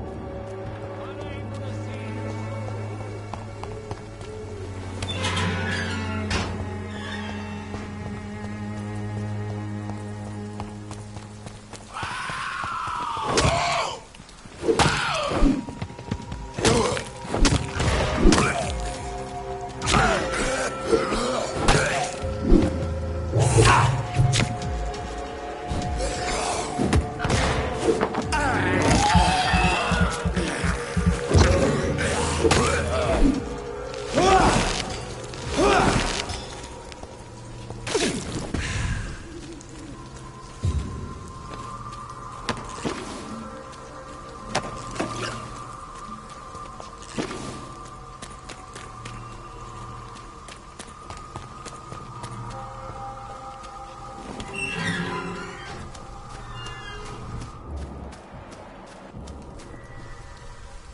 Good evening, sir.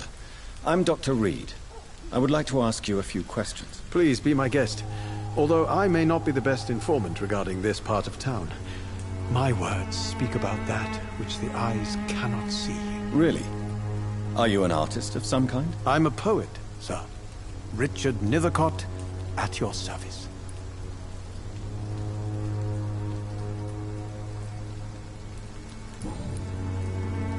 May I ask what you're doing at this hour of night, sir? Do you live here? Not at all. I'm just enjoying the pleasure of a quiet walk. Though night talks are always preferable, if you ask me. Especially with strangers.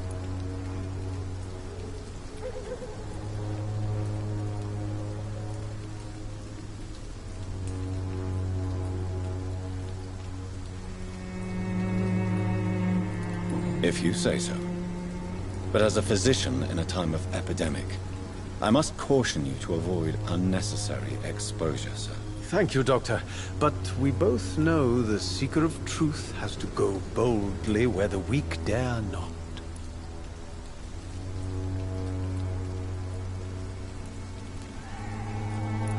But are you not afraid of the epidemic? Oh, why should I? I see some equity in the Spanish flu. No flesh should be saved, say the scriptures. Good or evil, rich or poor, all are equal in the eyes of the flu.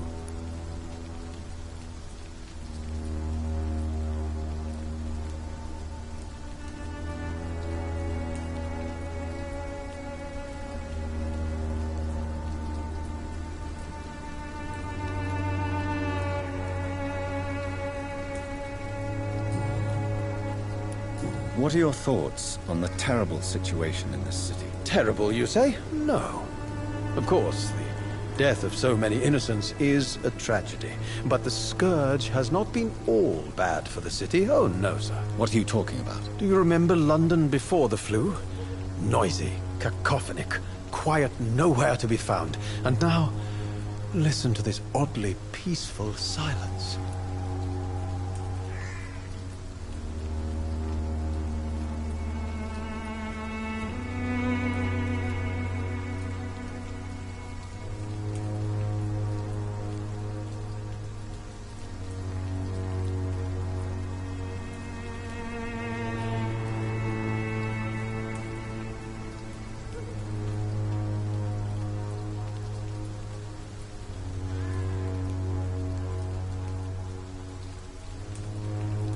Yes.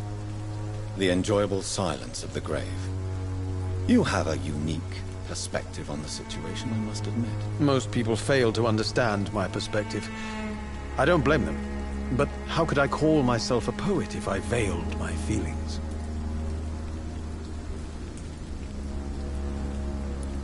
Are you aware that your life could be in danger in this part of town? But this is where I must be to feel the real beat of the city. I had to come, see it for myself, alone. I understand your need for solitude, but it's not safe around here. I don't care. I don't have many friends, Doctor, and my family despises me.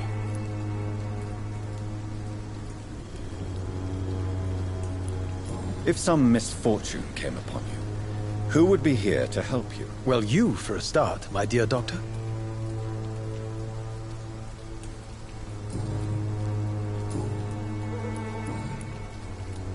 Tell me, Mr. Nethercott, why seek inspiration in Whitechapel? The place is not beautiful per se, but how to explain it? Stirring and challenging.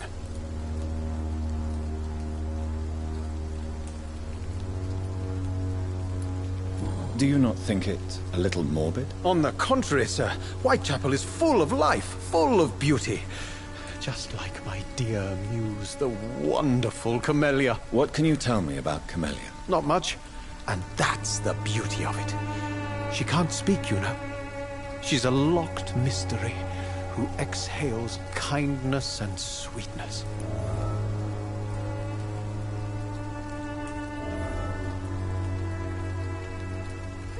Perhaps you're just afraid to find out the truth about your muse. One day, perhaps, I'll ask her to come with me. But will she still be my wild flower of Whitechapel if she moves uptown?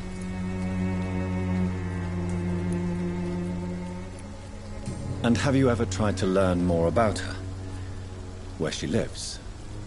How she survives? Whom she may know? Maybe I prefer she remains an enigma. Reality can be so dull, don't you think?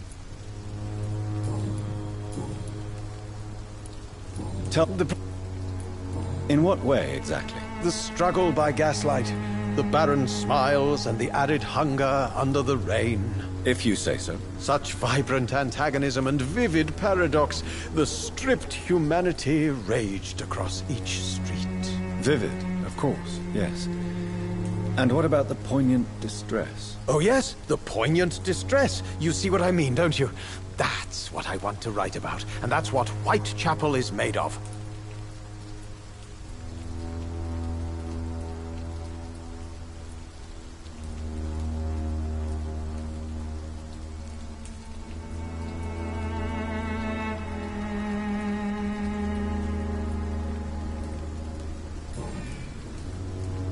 Did you know the Mute Florist is a member of a secret society? No, I didn't. But I thank you for this information, sir.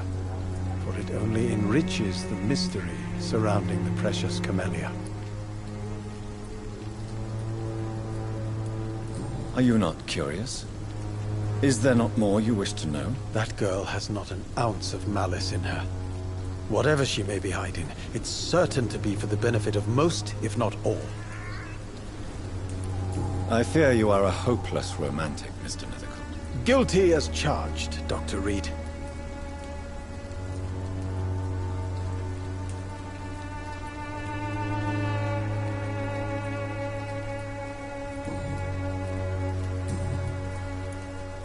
May I ask you a few questions about the district? Extraordinary part of town, is it not?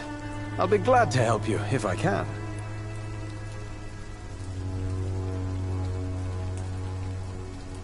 I'm looking for Dorothy Crane, a nurse who lives in this vicinity. Dorothy Crane. Oh, I love the name. The Crane of Whitechapel. Sounds very mysterious. But, sorry, no, never heard of her. What can you tell me about an old man called Darius? Darius Petrescu? Yes, I know him. At first, I thought he was only a small publisher. I invited him to publish my work, but his reaction was pretty clear. Not interested in your talent? Darius is an old political activist who takes delight in printing tracts and lampoons. Those communist activities only require mediocre writing skills.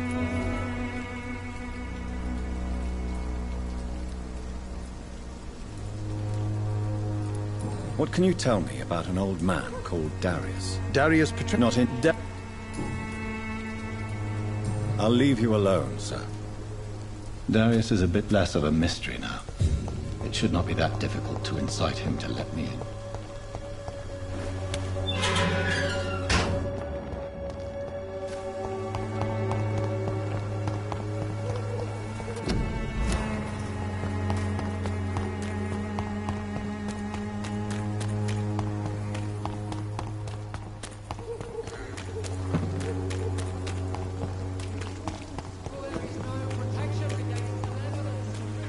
Please, I don't have your money.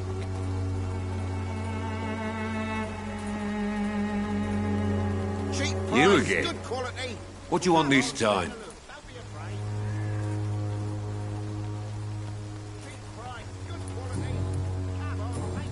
Goodbye, Mr. Peterson.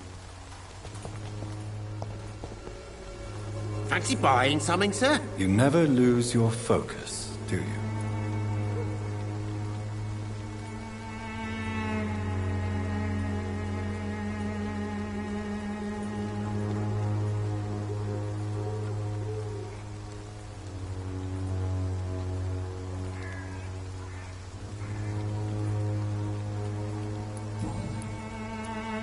Joe Peterson. He's the villain here, isn't he?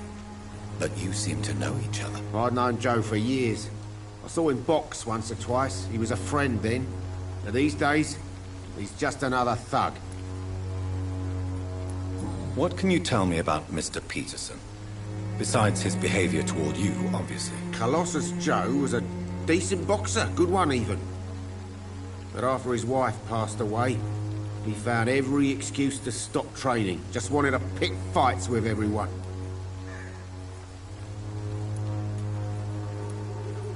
Without making excuses for him, it's safe to say that despair can poison even the sanest mind. We've all had some rough times, ain't we? And most of us don't use our fists to see us through.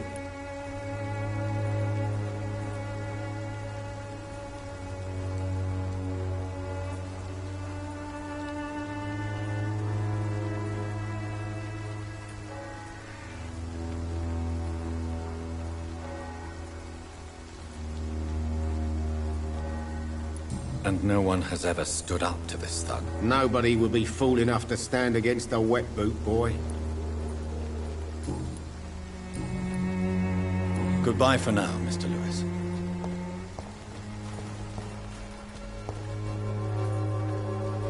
You again?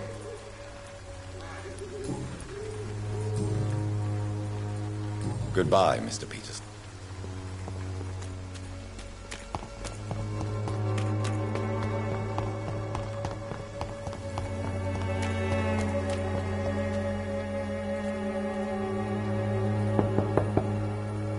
Mr. Petrescu, just 1 minute, please. You again? Go away. Sir, wait. Stop this nonsense. I know Nurse Crane is here. Shall we speak man to man, you and I? All right. Speak up. Don't you see we're on the same side? We fight to help the poor, sick, and abandoned. I'm nothing like you, Mr. Doctor. Yes, you are. You too believe in providing medical care without charge. You know what we have to sacrifice to make the world a better place. I have to admit your words have conviction. All right, I'll let you see Dorothea. Don't make me regret this, though.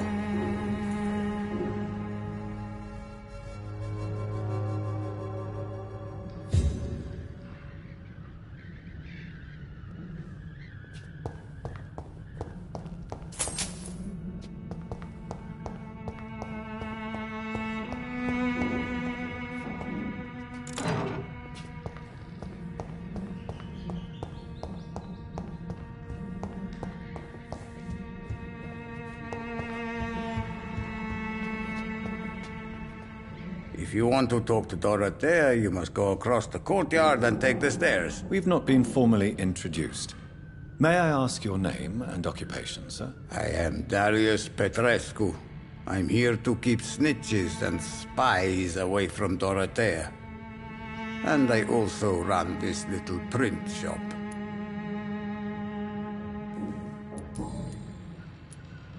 Do you have any family left, Mr. Petrescu?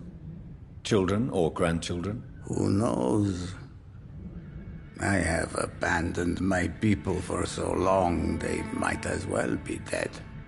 As dead as I am for them, I suppose.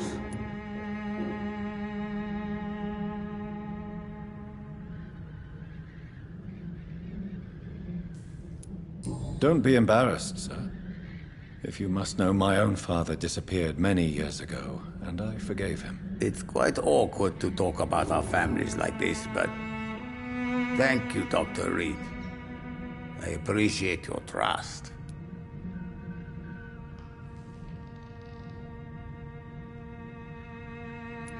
This war won't last forever. Did you ever think of returning to your country now it's free? No. I have taught strength and determination to my sons and daughters. I'm an old, dying man who only has memories of better times to cherish.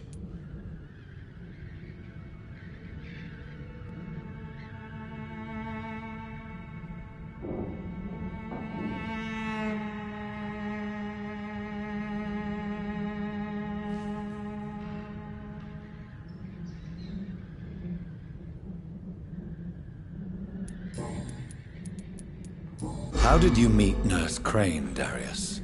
Why does she trust you? I'm her oldest friend in England. Dorothea and I share many ideas about this country and about the country we left. You mean occupied Romania, don't you? Even if not directly, I fought against your enemies. Really? Then perhaps you have more in common with Dorothea than meets the eye, Dr. Reed. I know you fought for your country when it was occupied, Darius. Tell me more about it. I know my days are numbered, and I know I won't see my homeland again. But I fought for Romania all my life, and I will until my last breath. But Romania escaped the grasp of the Austro-Hungarian Empire. It's a free country again. But it's not the country I fought for. My homeland is not appeased, Doctor. And I still see a dark future ahead for my people.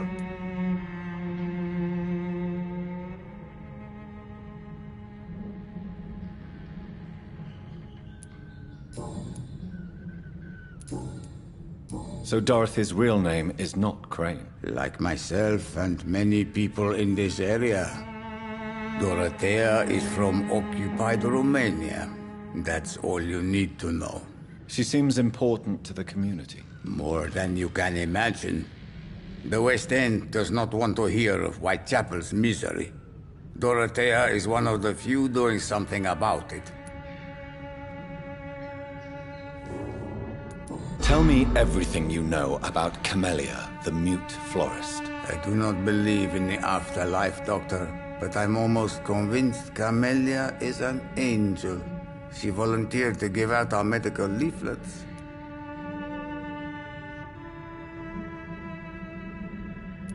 Are you not worried for her safety? She is as brave as she is tough, and clever, too. If only I had met her when I was younger. Are you in love with Camellia, Mr. Petrescu? Don't be stupid. If I had met her when I was younger, we could have won our revolution.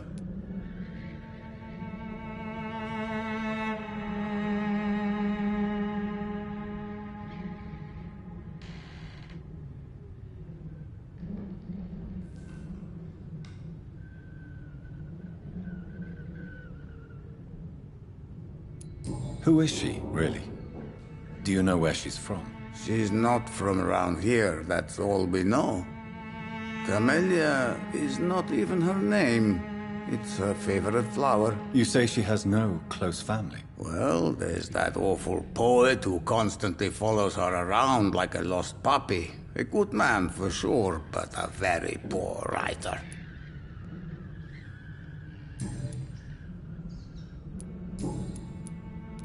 Goodbye, Mr. Petrescu.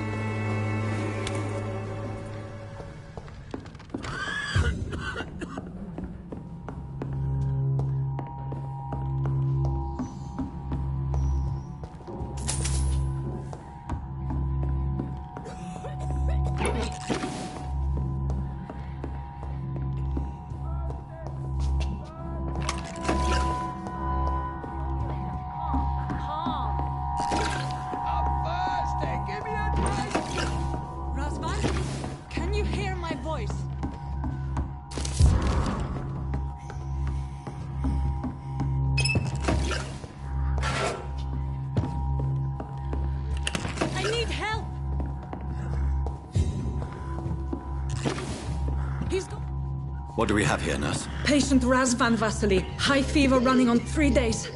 Complaints of dizziness, muscle aches, and head pain. Diagnosed with influenza. Treatment? Aspirin and salicin for the fever and discomfort. Liquids for dehydration, but he's having trouble keeping even water down.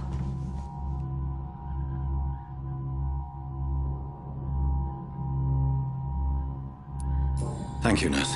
Anything else I should know? He did lose consciousness this morning, but he's never had convulsions like these.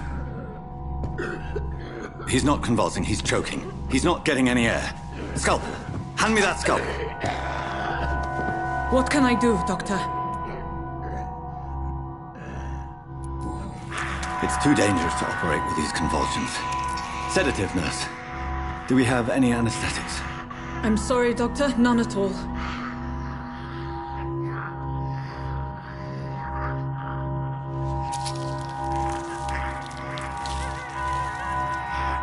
I need to perform a tracheostomy.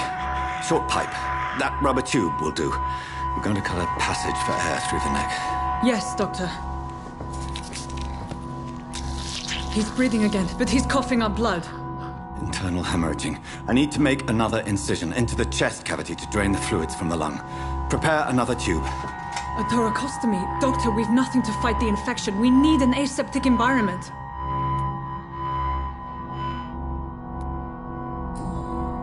Right then, Nurse Crane. What do you suggest we do? I've no idea. I'm not the doctor. Time is of the essence. We need to perform a thoracic drain. Yes, Doctor.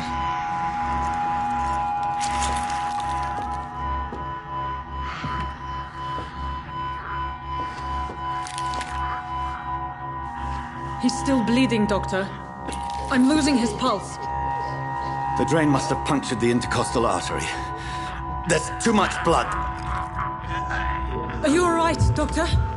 I can't see.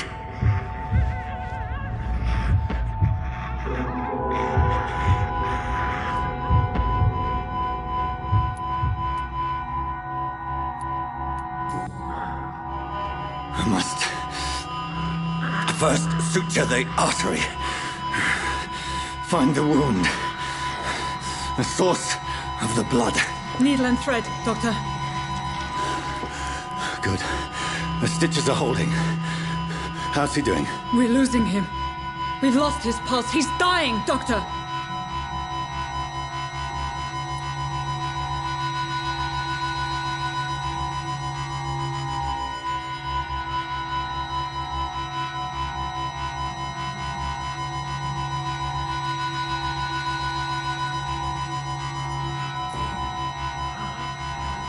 A dose of epinephrine, now. Yes, Doctor.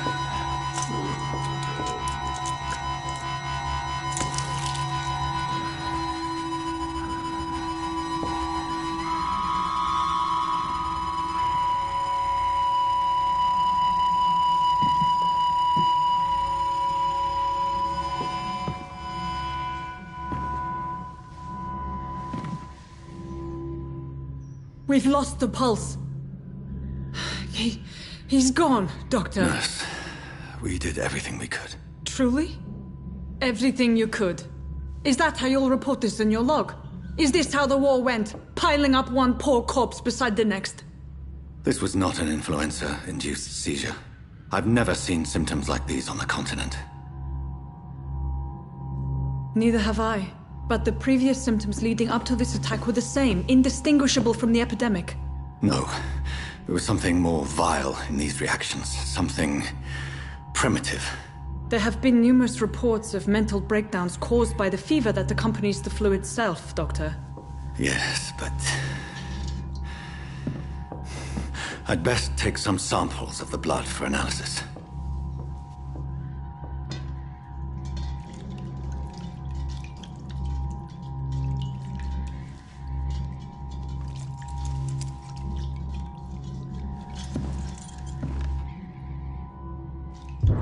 I doubt you're here to test my bedside manners.